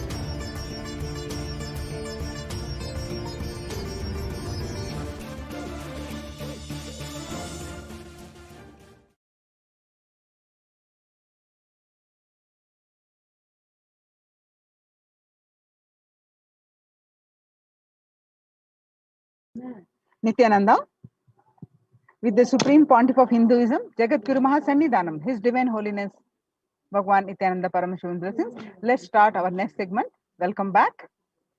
Kailasa's Department of Enlightened Civilization presents that Kailasa's multi-layered quarantine opportunity for India during the COVID-19 as a practical solution resulting in health, joy, and bliss. So let's understand more details. So now let's watch what Devi Parashakti revealed, that Krimi Bhojanam. Devi revealed clearly about this pandemic, how it is going to affect the world. நீ சொல்லும் நபர்கள் போடும் சண்டை சச்சரவெல்லாம் எரியும் பெருநெருப்பில் இருக்கும் இரண்டு எலிகள் போடும் சண்டை போன்றது. யார் சரி யார் தவறு என்பது இப்பொழுது முக்கியம் அல்ல. உயிர் காத்துக் கொள்ளுங்கள், எல்லோரும் நன்றாய் புரிந்து கொள்ளுங்கள். நன்மையைச் சொல்லுகின்றேன், உண்மையைச் சொல்லுகின்றேன். இந்திய நாட்டில் இருக்கும் மக்கள் எல்லோரும் கேளுங்கள். கருட புராணத்தில் வியாசன் சொன்ன கிருமி போஜனம் என்னும் நரகம் திறந்து நேரடியாய் இந்தியா மீது இடிபோல் விழுகின்றது. ஆதி கைலாசத்திற்கு ஓடிச் சென்று வருமுன் காத்துக் கொள்வது மட்டுமே ஒரே வழி. கொரோனா பெருந்தொற்று கொள்ளை நோய் கிருமி போஜனம் எனும் நரகத்தை பூமிக்கு கொண்டு வந்து விட்டது. அகோர தாண்டவத்தின் ஆட்டம் யாராலும் அடக்க முடியாத அளவிற்கு ஆரம்பித்து விட்டது. புதிதாய் உருக்கொண்டிருக்கும் இந்த நுண்ணுயிரி மைல்கள் கடந்தும் காற்றினில் உயிரோடு இருந்து மற்ற உயிர்களையும் அழித்து உடல்களை தின்னும் பெரும் வலிவு கொண்ட பேரசுரர்களாய் வலம் வர துவங்கி விடுகின்றது. நன்றாய் புரிந்து கொள்ளுங்கள். வருமுன் காத்துக் கொள்ளுங்கள், அது ஒன்றே வழி. அதற்காகவே ஆதி கைலாசத்தை திறந்து வைத்திருக்கின்றேன். உயிர் காத்துக் கொள்ள வேண்டி விரும்பும் எல்லோரும் ஓடுங்கள் ஆதி கைலாசத்திற்கு. இந்தியாவில்தான் இந்த நரகம் திறந்து உலகெங்கும் பரவப் போகின்றது. கிருமி போஜன நரகம் பூமிக்கு வந்துவிட்டது. மனிதர்கள் செய்த மகா கொடுமைகளினால். அன்னை முன்னின்று என் அடியவரை காப்பேன் சொல்வதை கேட்டு உயிர் காத்துக் கொள்ள விரும்புவோர் வருமுன் காப்பது ஒன்றே வழி என்று தெரிந்து செல்லுங்கள் ஆதி கையிலைக்கு. ஓம் ஓம் ஓம்.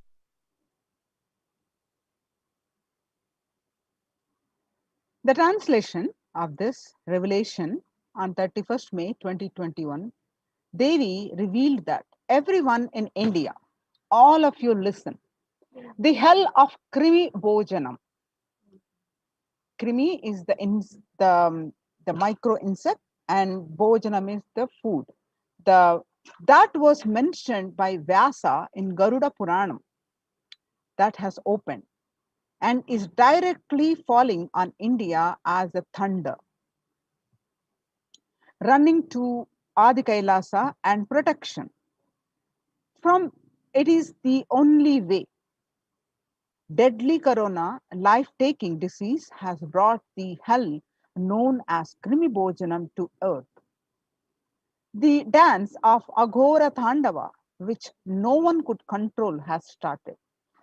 This microorganism that has formed will be alive in air for miles together.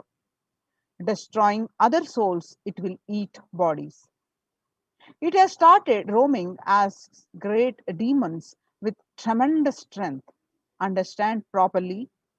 Prevention is the only way. For that, I have opened Adi Kailasa.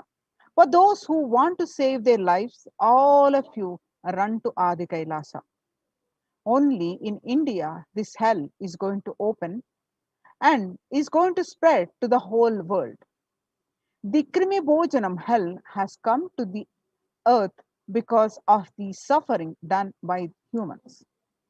Mother, I will protect those who are at my feet, those who listen to me and wish to save their lives, learning that prevention is the only way. Go to Adi Kailasa. There are various scriptural references for this Krimi Bojanam. Krimi Bojana is one of the 28 hells described in the Hindu scriptures that people are sent to suffer in a pit to be eaten up by the worms. In Garuda Purana, one of the chapter, Cosmogony of Hell and the Nether Regions. In Devi Bhagavata Purana, chapter 21 on the narrative of hells. And in chapter 22 on the narrative of the sins leading to hells. In Shiva Purana, chapter 16, uplift from the hell, which is section 5. And in Skanda Purana, chapter 12, redemption from hells. In chapter 2, the merit of visiting Setu. Chapter 30, the glory of Dhanushkoti. In the Brahmanda Purana, chapter 20, the hells in nether regions, and chapter 106, sufferings in hell. In Padma Purana, chapter 48, section on the nether world. So these are the various references on the Krimi Bhojanam. So having said that, now see what the situation across the world on this pandemic race. You can see the statistics across the world due to this pandemic. Total deaths so far is 3 million and total confirmed cases are close to 140 million. And latest daily figures are 12,744 to, that is 56 days constant trend, and latest daily figures of deaths are 12,744 deaths on a day-to-day basis, and latest daily figures of the cases, confirmed cases, on 837,000. So the current state of the world of more statistics, and up to the last month, these are the cases. And you can see various statistics. So the world's most infectious disease now airborne. A quiet revolution has permeated global health circles. Authorities have come to accept what many researchers have argued for over a year. The coronavirus can spread through the air. That new acceptance by the World Health Organization and the US Centers for Disease Control and Prevention comes with concrete implications. Scientists are calling for ventilation systems to be overhauled like public water supplies were in the 1800s after fetid pipes were found to harbor cholera. The cleaner indoor air won't just fight the pandemic. It will minimize the risk of catching flu and other respiratory infections that cost the US more than 50 billion a year. Researchers said in a study in the Journal Science on Friday, avoiding these germs and their associated sickness and the productivity losses would therefore offset the cost of upgrading ventilation and filtration in buildings. The world's most infected disease, now airborne, and the published by Mint. And he was right. The virus, which is SARS-CoV-2 virus, can travel on very small particles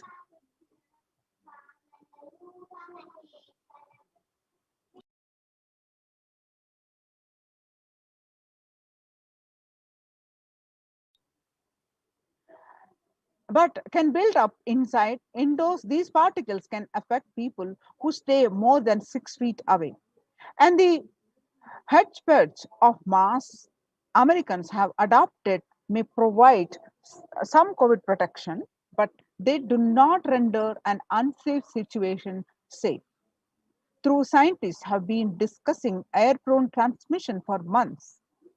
It was only last week that the WHO, the World Health Organization, and CDE made this official. With the vaccine rollout still in its early days, across the world, those officials should follow this belated admission with guidance that unvaccinated people can use to minimize their risk.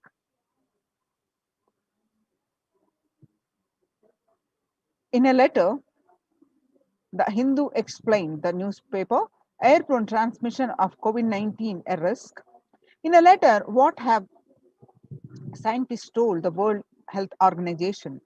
How does the disease pass from one person to another? The story so far is on Monday, July 6th, 239 scientists from 37 countries put their signatures on an open letter that said COVID-19 is also transmitted via aerosols. Title: It is time to address airborne transmission of COVID-19.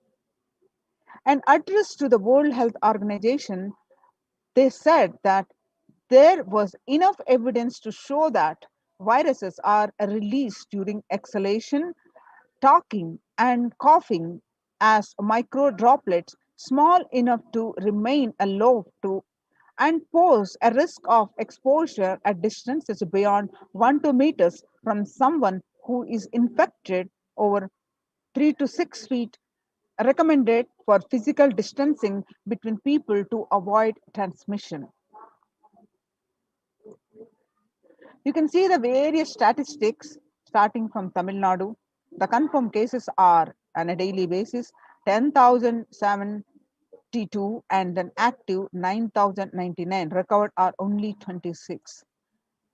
And the more statistics you can see in Tamil Nadu, and the Times of India published the statistics on the region, Chennai region, north, south, and zonal wise, the regions, the cases, and you can see the various statistics of daily cases and recoveries, deaths.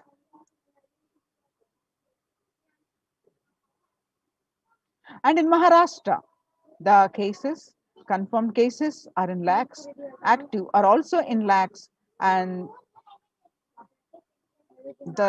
you can see the various statistics as of today.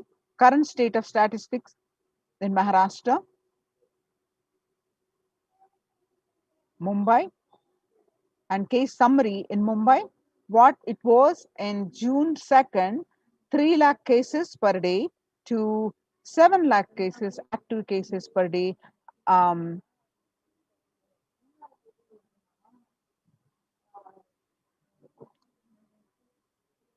And across the states, Karnataka, Maharashtra, Tamil Nadu, and some of the statistics you can see district-wise cases, Karnataka, Bangalore, the cases, and Maharashtra, Pune, the cases, Maharashtra, Mumbai, the cases, the Tamil Nadu, Chennai, and Maharashtra, Nagpur, and Nasik. You can see the various statistics and the deaths. The home quarantine is not possible in India, a statement made by the Indian government. The home quarantine is the prime reason for large number of deaths in Assam. The Himanta Biswa Sharma said, Assam Chief Minister Himanta Biswa Sharma said that the home quarantine is one prime reason for the large number of deaths during the second wave of COVID-19 in Assam. The Assam on Monday witnessed 92 deaths, which were the highest single day deaths in the state. Sharma said that we have seen more death cases are happening from home isolation as several people do not keep oximeters and some do not read the counts in the meter properly.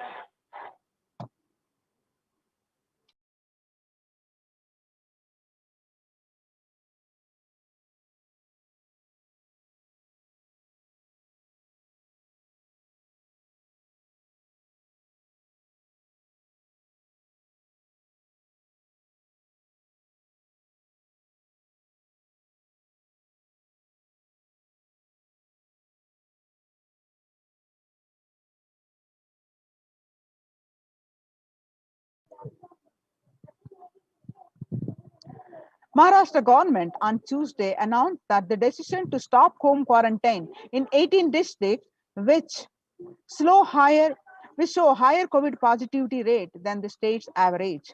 The state's public health minister Rajesh Tope said that the decision taken to ensure better healthcare facilities to patients in districts which are showing a higher positivity rate.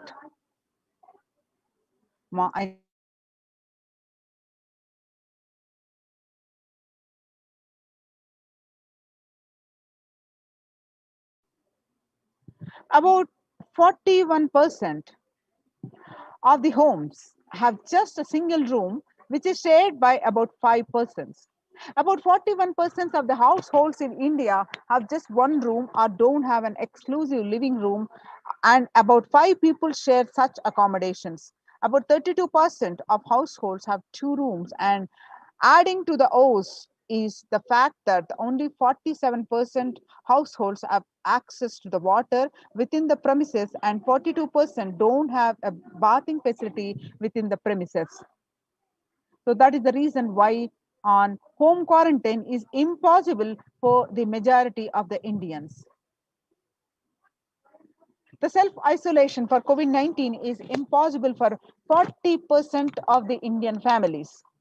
In order to utilize India's healthcare infrastructure optimally to manage the expanding fallout of coronavirus, the central government on 27th April signaled a change in approach from mandating that every person who tests positive for the virus be moved to isolation beds in dedicated hospitals or units. The government allowed home quarantine for those with mild symptoms. The key additional condition was that their house should allow for self quarantine. That in India is easier said than done. According to the census 2011, about 42% Indian households were living in houses where an average 3 or more people were sharing a room. In the context of coronavirus, this challenge of physical distancing is greater in rural areas, that is 45% of the households, than in urban areas, 35% of the households. Only one state, Kerala, is looking relatively dignified on this metric. And all districts reporting at least 250 cases have anywhere between 34% to 54% households averaging 3 or more to a room.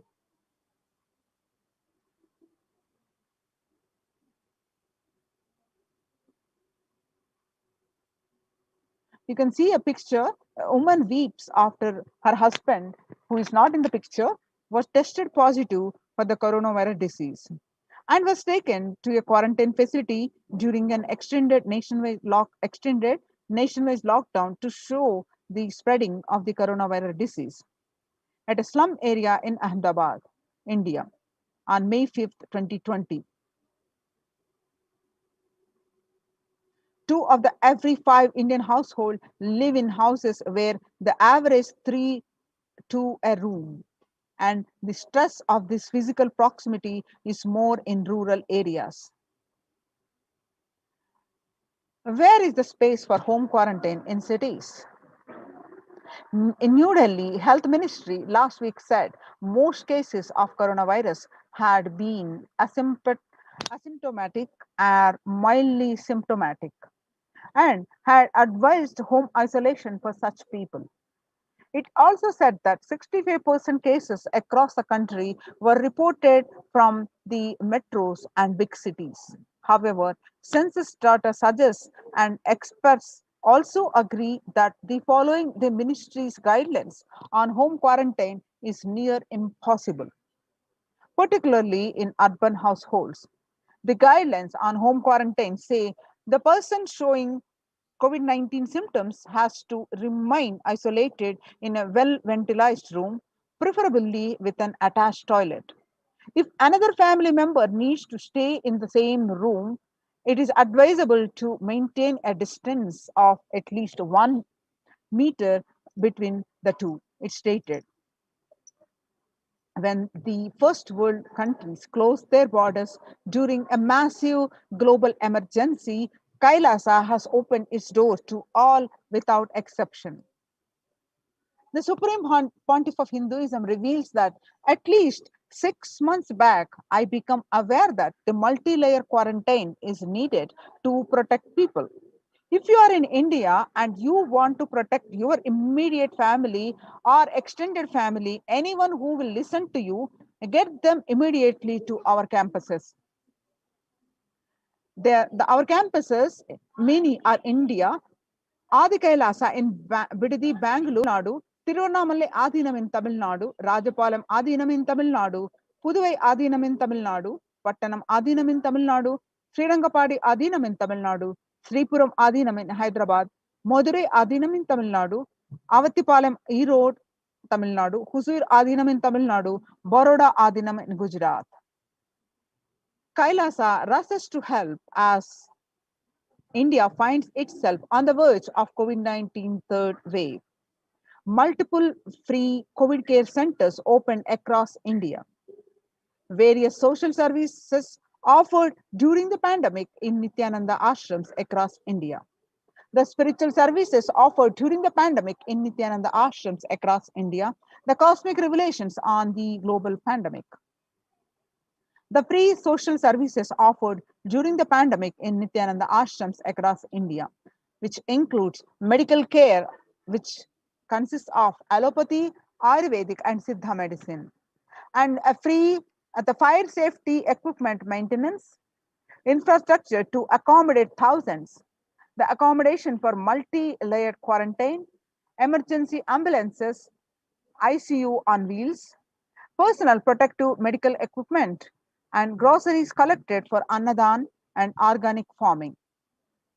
Join now in one of the COVID care protection centers. Register now through the link below, https://kailasa.org/Kailasa care. Now let us see some of the glimpses from Kailasa's the Department of Health on COVID protection for Adi Kailasa Sarvajna Peetham. Immunity boosters and COVID care.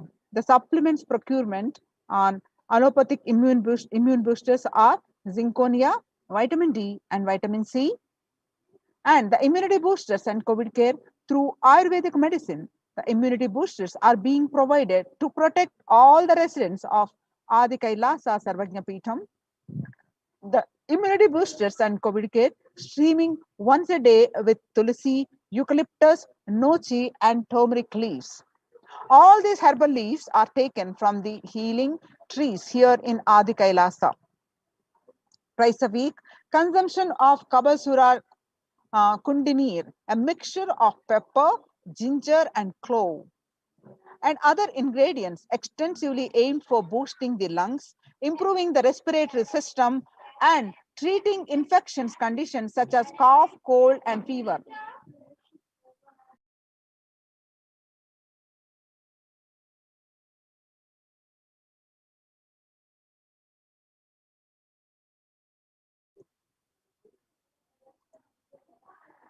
The Neelavembu Kundinir to be taken once a week, the Agastya Leham 5 days, and Talisadi Vatakam 3 to 4 tablets per day for 5 days, and Indu Gunta Kashayam, Amritottara, the Kashayam, both for 5 days, 1 teaspoon with 50 ml warm water, and Sudarshana Gulika once every 5 days, and gargling with salt and turmeric twice a day, and spiritual routine Panchakriya, Haritaki, castor oil, neem juice, Pratama Vinyasa Krama, the yoga, and Trinetra Kumbhaka and Puja.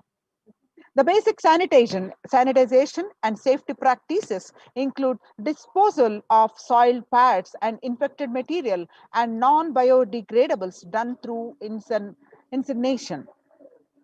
The RO water systems for drinking water, the cleansing and sanitization of overhead tanks, regular deweeding, maintenance and repair of electrical circuits, and communication facilities for safety of the residents, and compost pit falling with biodegradables. The diagnosis COVID care quarantine methodology includes immediately upon arrival to the campus, occupants will be quarantined for 15 days. The swab test, the RT-PCR test to be done on day 5 of quarantine. All food handlers to be wearing masks and gloves and keeping distance. Disposal of waste food to be done with gloves and masks. Disposal of gloves and masks by the incineration, and in case of emergency, protective kits ready at hand to take a COVID positive potential to hospital. The hand washing and infection control, washing hands as often as possible, thoroughly with the soap and water or with alcohol-based hand sanitizer. avoid sharing any items, that is example, dishes, drinking glasses, cups, eating utensils, towels, bedding, or other items with other residents in the Adhinam. The mask protection. Wear a mask at all times when and if exposed to vendors or outside people. Double layer cotton masks should be changed every day up to 24 hours and can be reused after washing with detergent and sun dried. If it gets wet by saliva, secretions, or sweat, change it or wear a dry mask. The wet mask can be stored in a sealed plastic cover and washed with a detergent and reused later. You can see the picture here. And the face shield. A face shield will be provided as an extra protective wear for people at the gate, interacting with the vendors, outsiders. Use of hand sanitizer, hand washing, regular steaming, taking of preventive kashayams, turmeric salt water gargling, and bathing with washing of clothes with history of any exposure. If symptoms appear, the cough, fever, difficulty in breathing, he or she should immediately inform the medical person in charge immediately. The standard operating procedures include quarantine rules. First line of quarantine, the people in the first circle who are in contact with the vendors. Area of stay conform to the outermost area where the communication with the outside is happening with the vendors, etc. Stay in a well ventilated single room, preferably with an attached separate toilet. Person should not come into contact with inmates of Adhinam, especially elderly people, the pregnant woman, children, and persons with comorbidities, that is hypertension, diabetics, heart problems, asthma, etc. Restrict his or her movement within the area or room, first line of quarantine.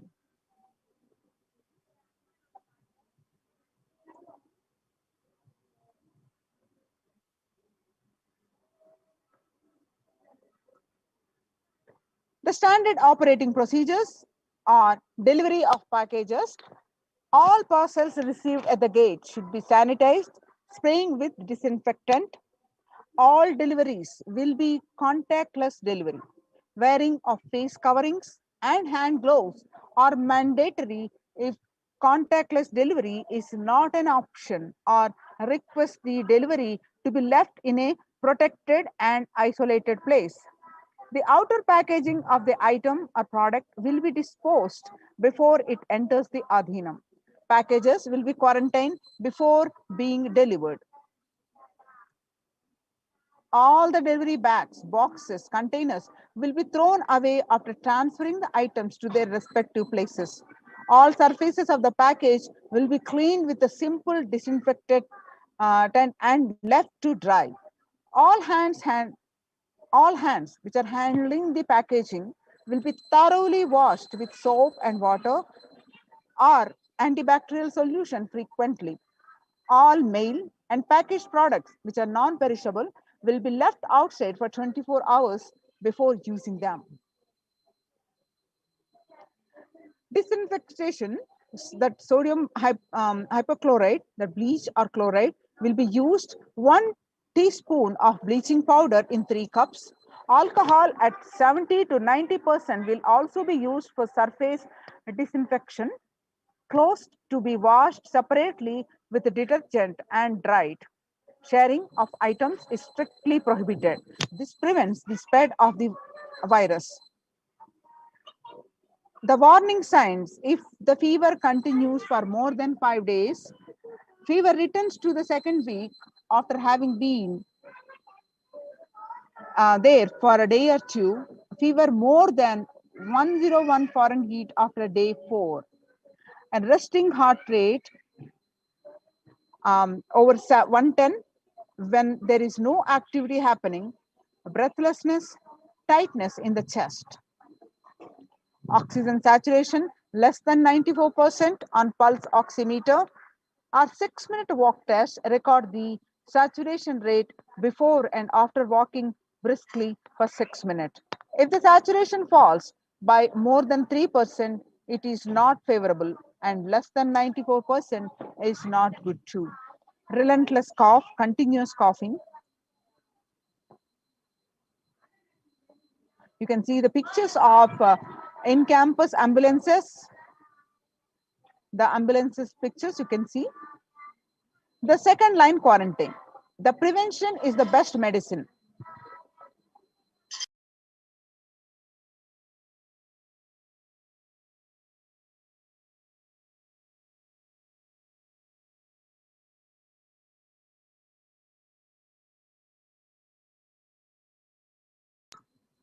Prevention is the best medicine.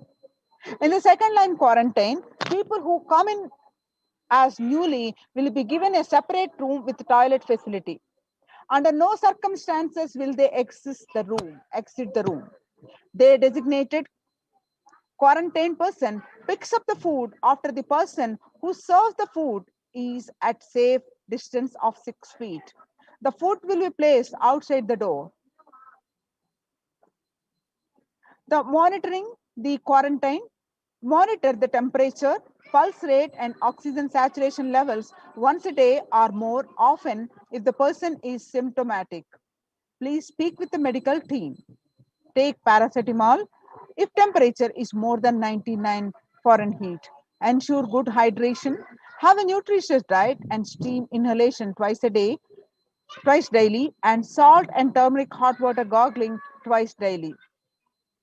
Ayurvedic and Siddha medication will be given as per the instructions. Doctor will be contacted if there is worsening of symptoms for specific management, which could be further consultation, investigations, and treatment. Residents will be asked to continue taking medications if they are on a blood pressure, sugar, heart elements, etc. Doctors will be consulted if comorbid conditions pose a higher risk. Residents on medication will be asked to bring 2 months of supply till the Adhinam is able to organize the medications for them.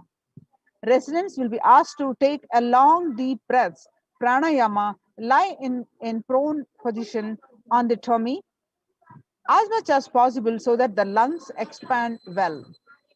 If there are no symptoms, the person will come out of quarantine after a total of 15 days. The test will not be repeated if clinically well. If there are symptoms, the person will need to be retested and need medical opinion and necessary investigations and treatment. The common symptoms which will looked out for: fever, sore throat, fatigue, excess tiredness, cough, mostly dry and wet cough in some, and body aches, headaches, loose stools, vomiting, loss of sense of smell, loss of sense of taste, exhaustion, giddiness, and fainting.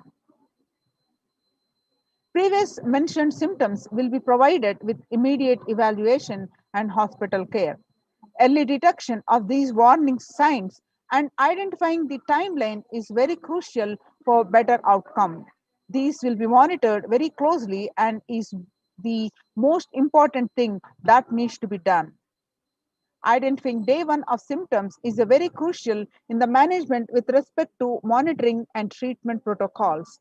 Day one would be when the very first symptom started. Investigate for the possible source of contact. All the people who have come in close contact 3 to 6 feet range with the primary case in the last 3 days need to be isolated separately and monitored for the symptoms as well. Infectivity starts 0 to 3 days before the onset of the symptoms, and the infected person sheds the virus till 9 days. Any of the above symptoms in various combinations signals the possibility of COVID, even though the same symptoms can happen with any viral infection in a pandemic, and it is to be considered as the possible diagnosis until proven otherwise. The rare presentations are known: rust, rash on a body, bluish discoloration of the fingers and toes, sudden onset of breathlessness, heart attack, strokes, paralysis of the limbs. Any suspect case should be immediately isolated.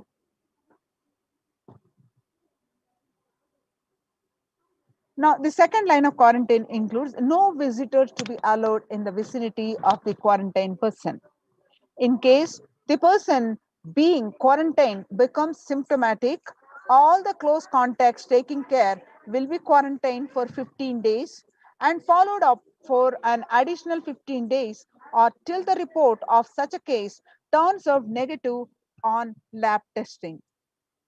The environmental sanitization includes clean and disinfectant frequently touched surfaces in the quarantine person's room, that is bed frames, tables, etc. Daily with the bleach solution. Clean and disinfectant toilet surfaces daily with regular household bleach solution, um, and with the disinfectants, and clean the clothes and other linen used by the person separately using common household detergent and dry. The Adhinavasis coming into the Adhinam. These are the mandatory requirements. The Adhinavasis coming into the Adhinam must make the following medical tests. Results to be sent to the doctors here, Dr. Ma Santan Lakshmi, Dr. Ma Atmanindanamma, and RN Ma Chandravidya. And the email ID is the ma.santanlakshmi at nithyanandauniversity.org.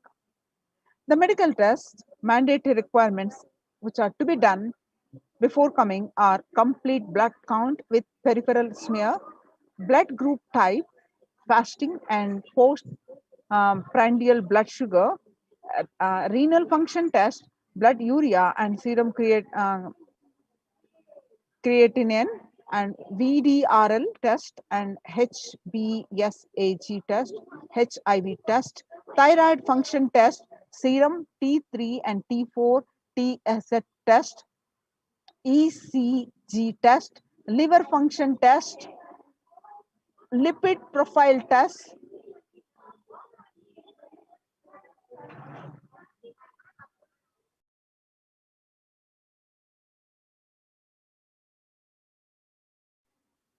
medical test. Please get your RT-PCR test for COVID-19 taken 2 days before coming into the Adhinam and send it to the previous mentioned email address to get clearance. The medical team will communicate to the admin of the respective Adhinam with regards to the medical status and approval status. Once communicated, the person should come into the Adhinam within 24 to 48 hours of the test. If there are any pre-existing medical issues like hypertension, diabetics, or any other chronic diseases and comorbid situation, please bring in the recent reports and the prescription from the attending doctor. A medical form will be need to be filled in by all the new occupants. A legal disclaimer will also be required to be signed. The quarantine rules includes all the people in quarantine will be monitored for temperature rise, oxygen status, and other symptoms during the period of quarantine. Anyone with symptoms should be reported immediately. The designated quarantine person will be responsible to monitor the pulse oximeter and temperature daily. The equipment should be sanitized after every use, and knowledge for the same will be given by the medical team. The report of these recordings will be reviewed by the medical team daily.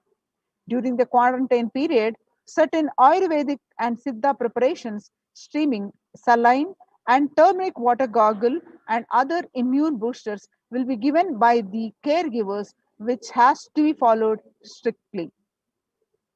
After 15 days, they can be out of quarantine. Please follow the basic guidelines of living in the Adhinam, some of which are listed below. Smoking, drinking, drugs, substance abuse is strictly prohibited. Consumption of non-vegetarian food is strictly prohibited. Illicit sex is strictly prohibited. Please follow the basic etiquette like traditional Indian clothing, personal and environmental cleanliness, and hygiene. The following measures below will help prevent in the spread of the infections in the Adhinam, such as cold, flu, and stomach bug, and protect the Adhinavasis. Make sure the workplaces are clean and hygienic. Surfaces such as desks and tables and objects that are telephones, keyboards need to be wiped with disinfectant regularly to prevent. Promote regular, thorough hand washing by Adinavasis. Please keep sanitizing hand rub dispensers in prominent places around the workplace. Make sure these dispensers are regularly refilled. Daily posters promoting the hand washing. Display the posters promoting the hand washing skill. The virus washing kills the virus on your hands and prevents the spread of infection. Promote good respiratory hygiene in the workplace. Display posters promoting the respiratory hygiene. Good respiratory hygiene prevents the spread of infection. Anyone with even a mild cough or low grade fever, that is 37.3 Celsius or more, needs to be monitored by health personnel with isolation even if symptoms are mild. They should wear ordinary surgical face masks rather than N95 face masks in their quarantine room. Medications such as paracetamol and ibuprofen or aspirin may mask symptoms of infection.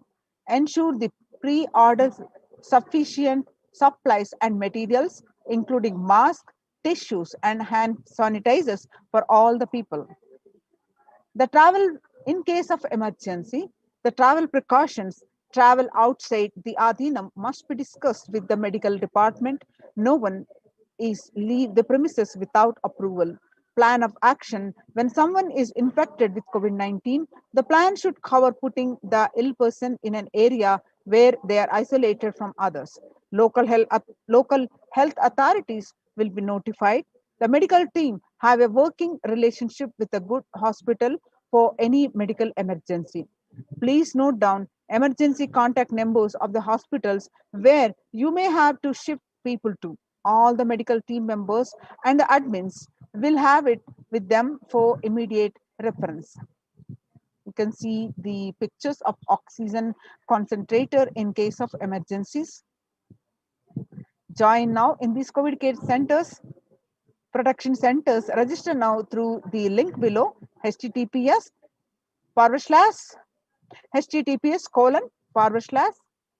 /kailasa.org/kailasa care.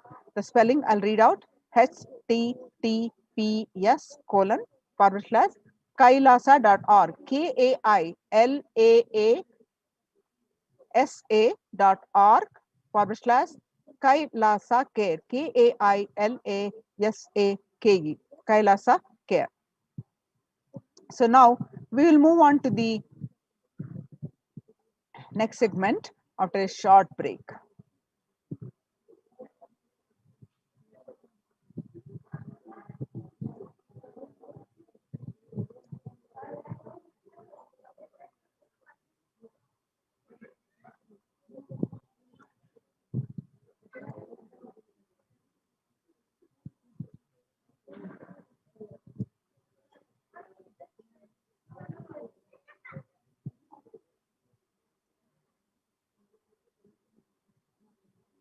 Now welcome back. The Kailasa Department of Enlightened Civilization presents, with the blessings of the Supreme Pontiff of Hinduism, Jagadguru Mahasannidhanam, His Divine Holiness Bhagwan Nithyananda Paramashivan's blessings, multi-layer quarantine COVID care protection centers at the de facto spiritual embassies of Kailasa, how they are functioning, and we'll learn more details. Before that, again, we'll see one more round of the world. In this segment, you see that the need of the Annadan that Supreme Pontiff of Hinduism doing while continuously is upbringing itself was like that, and continuously he's promoting across the Kailasa's embassies. And what is the need for the Annadan? If you see the world today, COVID-19 is creating a hunger catastrophe in India. The pandemic has led to increase in the global food insecurity, affecting vulnerable households in almost every country. It has exacerbated the existing inequalities, pushing millions of people into the vicious cycles of economic stagnation, loss of livelihood, and worsening of food insecurity. The World Bank estimates that 71 million people will be pushed into extreme poverty across the globe as a result of the pandemic. The World Food Programme estimates that an additional 130 million people could fall into the category of food insecure over and above the 820 million who were classified as such by the 2019 State of Food Insecurity in the World report. Hunger in plain sight. COVID-19 worsens the plight of food insecurity. More than 50 million people have experienced the food insecurity during the pandemic, up to 35 million in 2019, according to the Feeding America nonprofit, the nation's largest domestic hunger relief organization. The child malnutrition and the hunger skyrocket in Haiti as COVID-19 infection spike. At least 86,000 children are at risk of developing the severe to acute child malnutrition this year in Haiti. According to sources connected to the United Nations Children's Fund, the number of children projected to suffer from starvation this year has doubled as the impoverished nation continues to grapple with extraordinary political and social crisis exacerbated by the pandemic.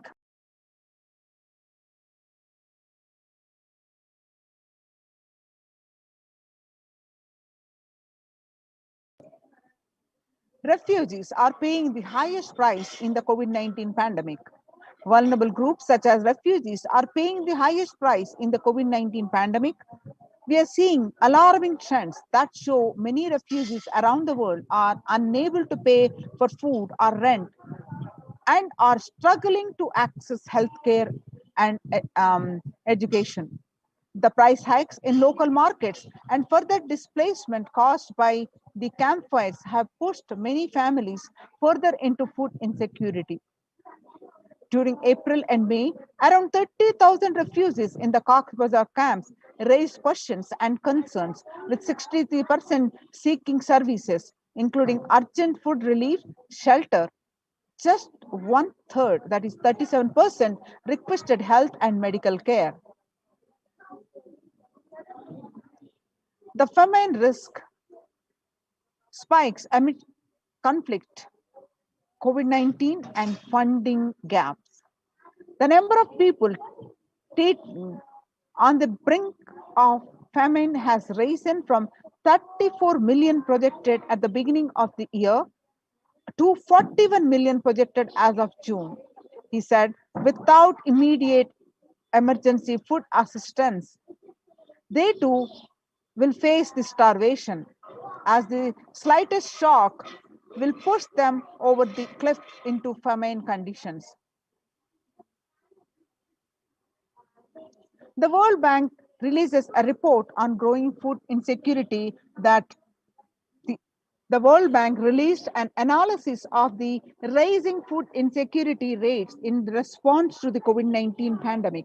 The report released on Monday, 20th, 2021, on May 20th, 2021, stated that COVID-19 impacts have led to severe and widespread increase in global food insecurity, affecting vulnerable households in almost every country, with impact expected to continue through 2021 and into 2022. It also states that the global food prices increased significantly by 38% since January 2020. World Economic Forum released that 155 million people are caught up in food crisis of varying severity. 133,000 people in Burkina Faso, South Sudan, and Yemen are most at risk. 10 countries account for the two-thirds of these facing acute hunger. The resilience of anti-food systems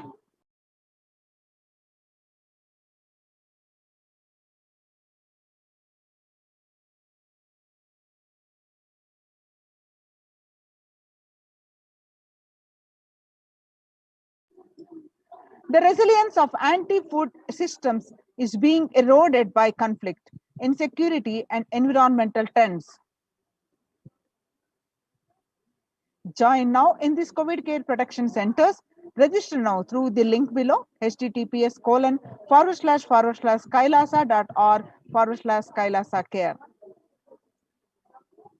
Now let us understand the revelations from the Supreme Pontiff of Hinduism, that you eat, you become what you eat. What you eat contributes to what you think. What you think contributes to what you cognize, and what you cognize contributes to who you are. So what you eat directly affects to who you are, and that is why I am making the statement, you become what you eat. What is in your plate matters, because that is going to become you. Violence-based food derived from killing animals and life-negative, chemical-based toxic food both harm the system equally. Organic vegetarian food is not just for health. It gives you an inner space, physical system, physiological flow to develop the highest psychology. To develop highest psychology, not only your physical system, even your psychological flow needs to cooperate. You become what you eat. Your brain is constructed for all these higher things. When you don't explore the higher things, you are bound to feed the lower things and keep your brain engaged for survival. If you don't explore the higher dimensions of consciousness, you will force yourself into the drugs and try to explore the hallucination, imaginary, illusory dimensions of the universe. Vegetarianism as the lifestyle. The human body is naturally designed for vegetarian food. The inner mechanisms like feeling, thinking, words, and everything is designed to function with the vegetarian food. It is like having a generator which can handle only 220 volt current, or a UPS which can handle only 220 volt current. But it is given 20,000 volt current, what will happen? It will get fused. The food without anxiety, the food without fear, the food without depression and by memories, if they are consumed by a person, the energy with which they think, the energy with which they utter the words, the energy with which they act, the energy with which they feel, everything will be aligned to the natural source of energy. It will be aligned to nature, which is the inner potential energy. The Kailasas Annalayas serve continuously the free organic vegetarian sattvic meal for one and all, eliminating the hunger. The developmental, economic, social, and medical impacts of malnutrition and famine have a critical impact on the individual, familial, community, national, ultimately on the global level. With the ongoing COVID-19 pandemic triggering an alarming spike in food insecurity, and the United Nations have given warnings of famines of biblical proportions. In 2020 alone, 690 million people were estimated to be pushed into food insecurity. The access and availability to organic food has become of utmost importance. Through the Kailasa Department of Agriculture, the Supreme Pontiff of Hinduism, Jagadguru Mahasannidhanam, His Divine Holiness Bhagwan Nithyananda Paramashivam, has committed to distribute the free organic food to everyone, not just since the beginning of his public life, but from his very upbringing itself. Kailasas Annalayas, the food bank established all across the globe, distributes and serves free vegetarian organic food for people of all caste, creed, religion, race, gender, and social standing. Under the symbol Red Om, providing relief work for natural and man-made calamities, working to eliminate the world hunger. Supreme Pontiff of Hinduism said on 17 June 2019, he reveals that we will revive the food supply system of Kailasa. Before you get hungry, food will be ready. continuous Annadanam. I am not giving any fantasy. It is already become a reality. You can see the pictures way back in 2002. This picture is taken on 22 November 2002.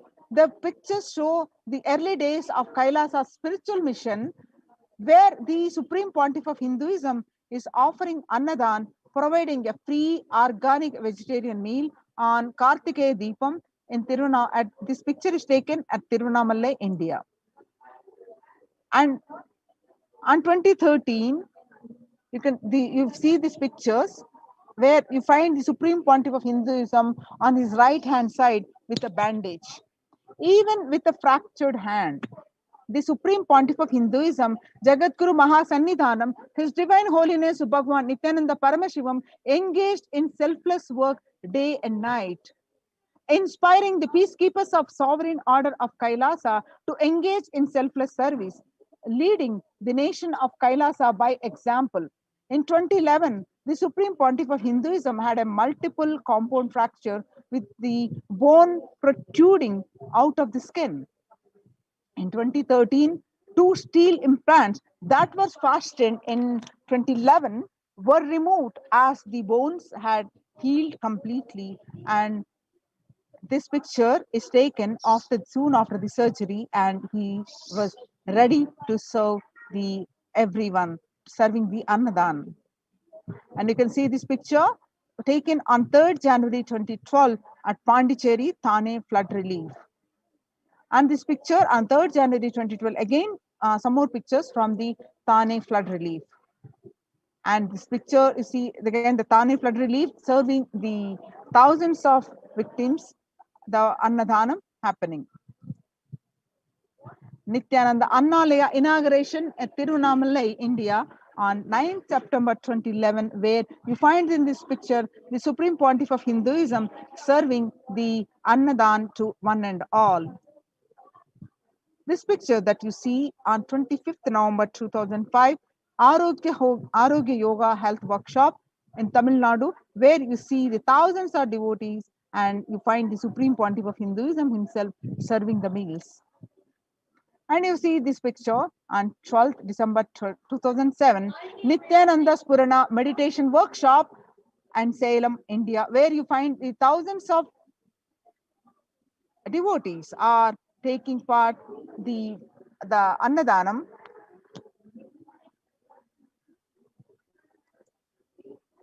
You find this picture on 20th September 2012, Nithyananda Purana Meditation Workshop in Tirunamallai, India.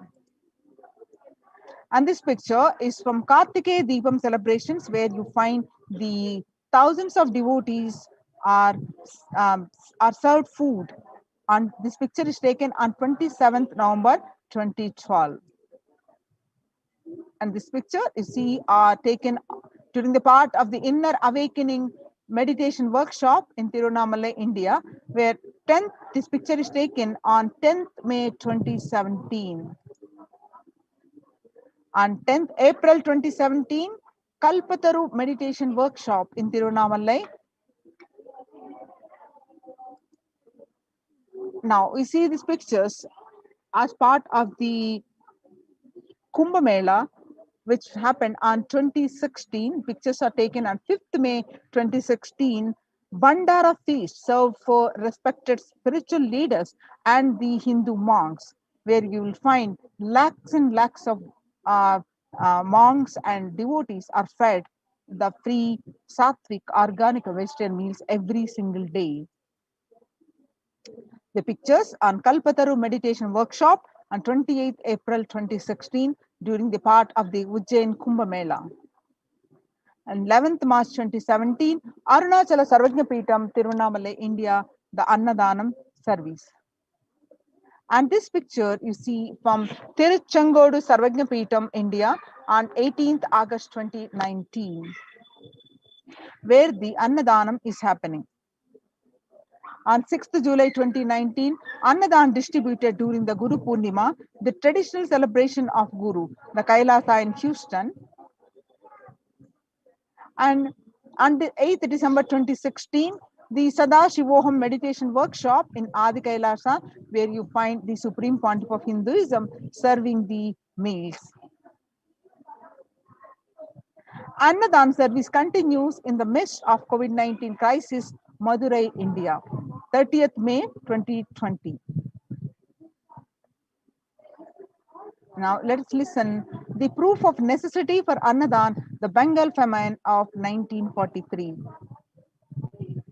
What I found in researching the Bengal famine was that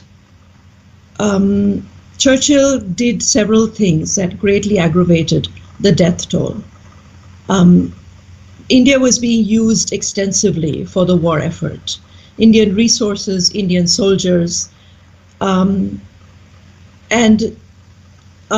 Churchill repeatedly refused to acknowledge the fact that the extent to which India was used could lead to famine. Viceroy to India, Archibald Wavell, called the Bengal famine one of the greatest disasters to have befallen people under British rule, and said the reputational damage was incalculable. During one government discussion about famine relief, Secretary of State for India Leopold Amery recorded Mr. Churchill saying that any aid sent would be insufficient because Indians bred like rabbits. Now you see,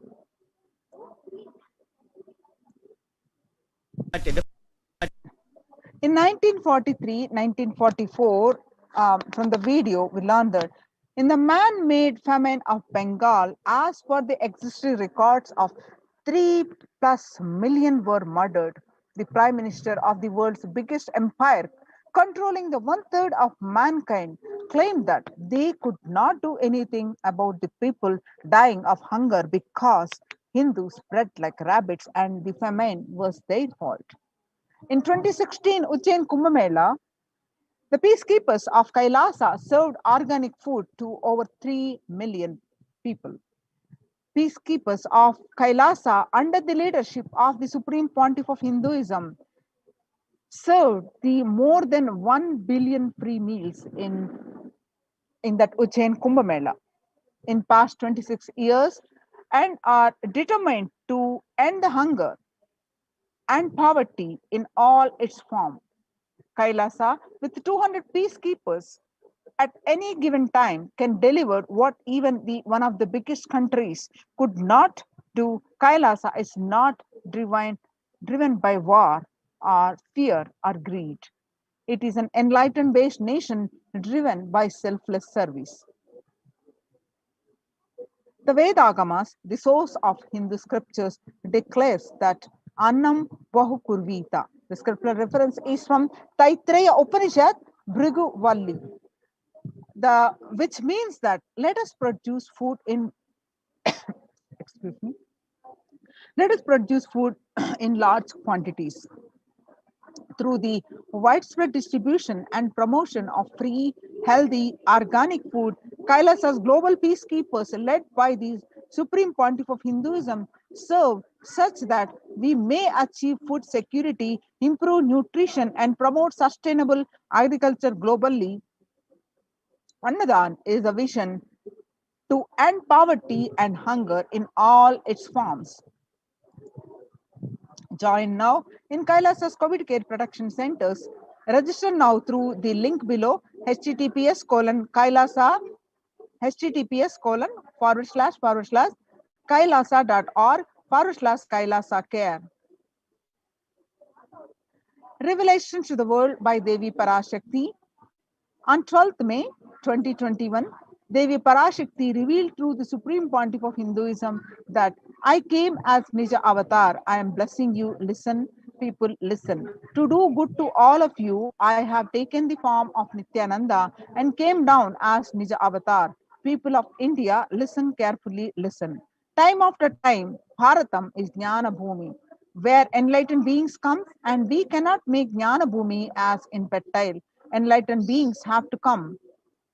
They have to live and it has to flower. Few hypocrites, because they are stuck in delusion, we cannot sacrifice the world. Cosmos cannot be destroyed. The ship I did to save the cosmos from being destroyed, that is called Adi Kailasa. The ship I did to protect beings from Pralaya is Adi Kailasa. Because of conspiracy of Drohis and enemies rule, the captain has to leave the ship. Before 12 years, knowing the great deluge that is going to happen, all Aushadas by this Guru Purnima, that Jnana Rasavadam,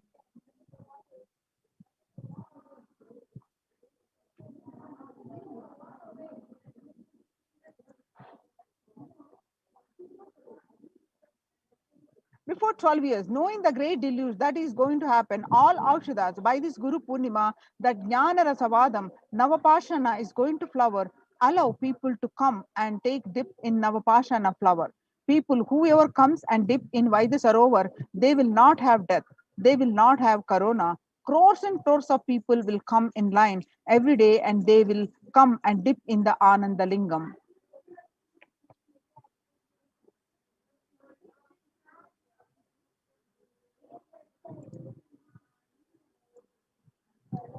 Listen well to my words. For India, I made ship as protection. The Nithyananda Navapashana Lingam in Vaidyasarovar. Go to Adi Kailasa, O Indian, listen. All those regretting losing Nithyananda Navapashana without confusion and without talking just as lip service, go to Adi Kailasa.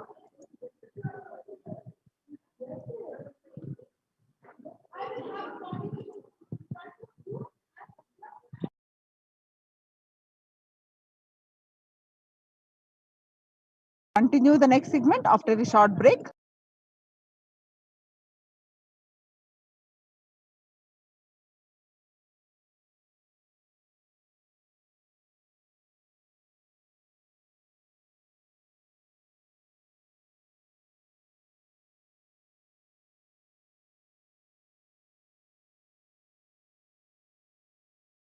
What I mean by the word Kailasa, listen intensely.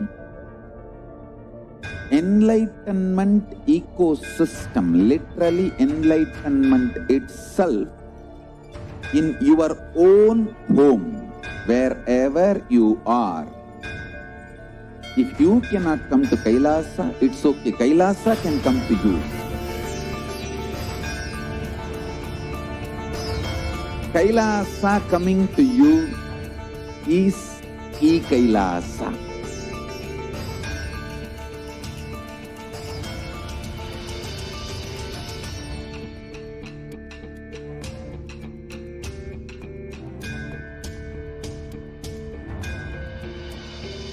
I will revive Hinduism. I am a Hindu revivalist, not by any revolution, but by evolution.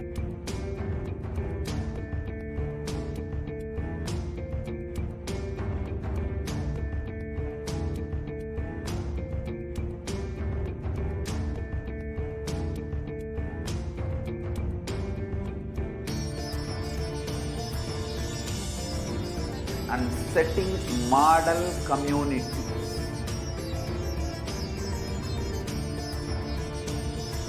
Kailasa, enlightenment ecosystems, Sarvanya Pitas all over the world.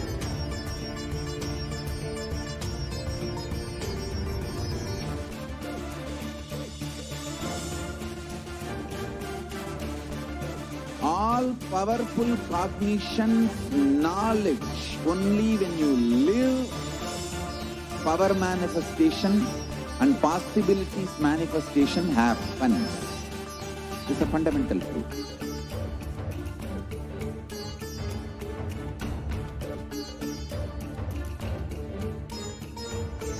Hinduism cannot live exclusively as one sampradaya. No. All sampradayas of Hinduism is an ecosystem.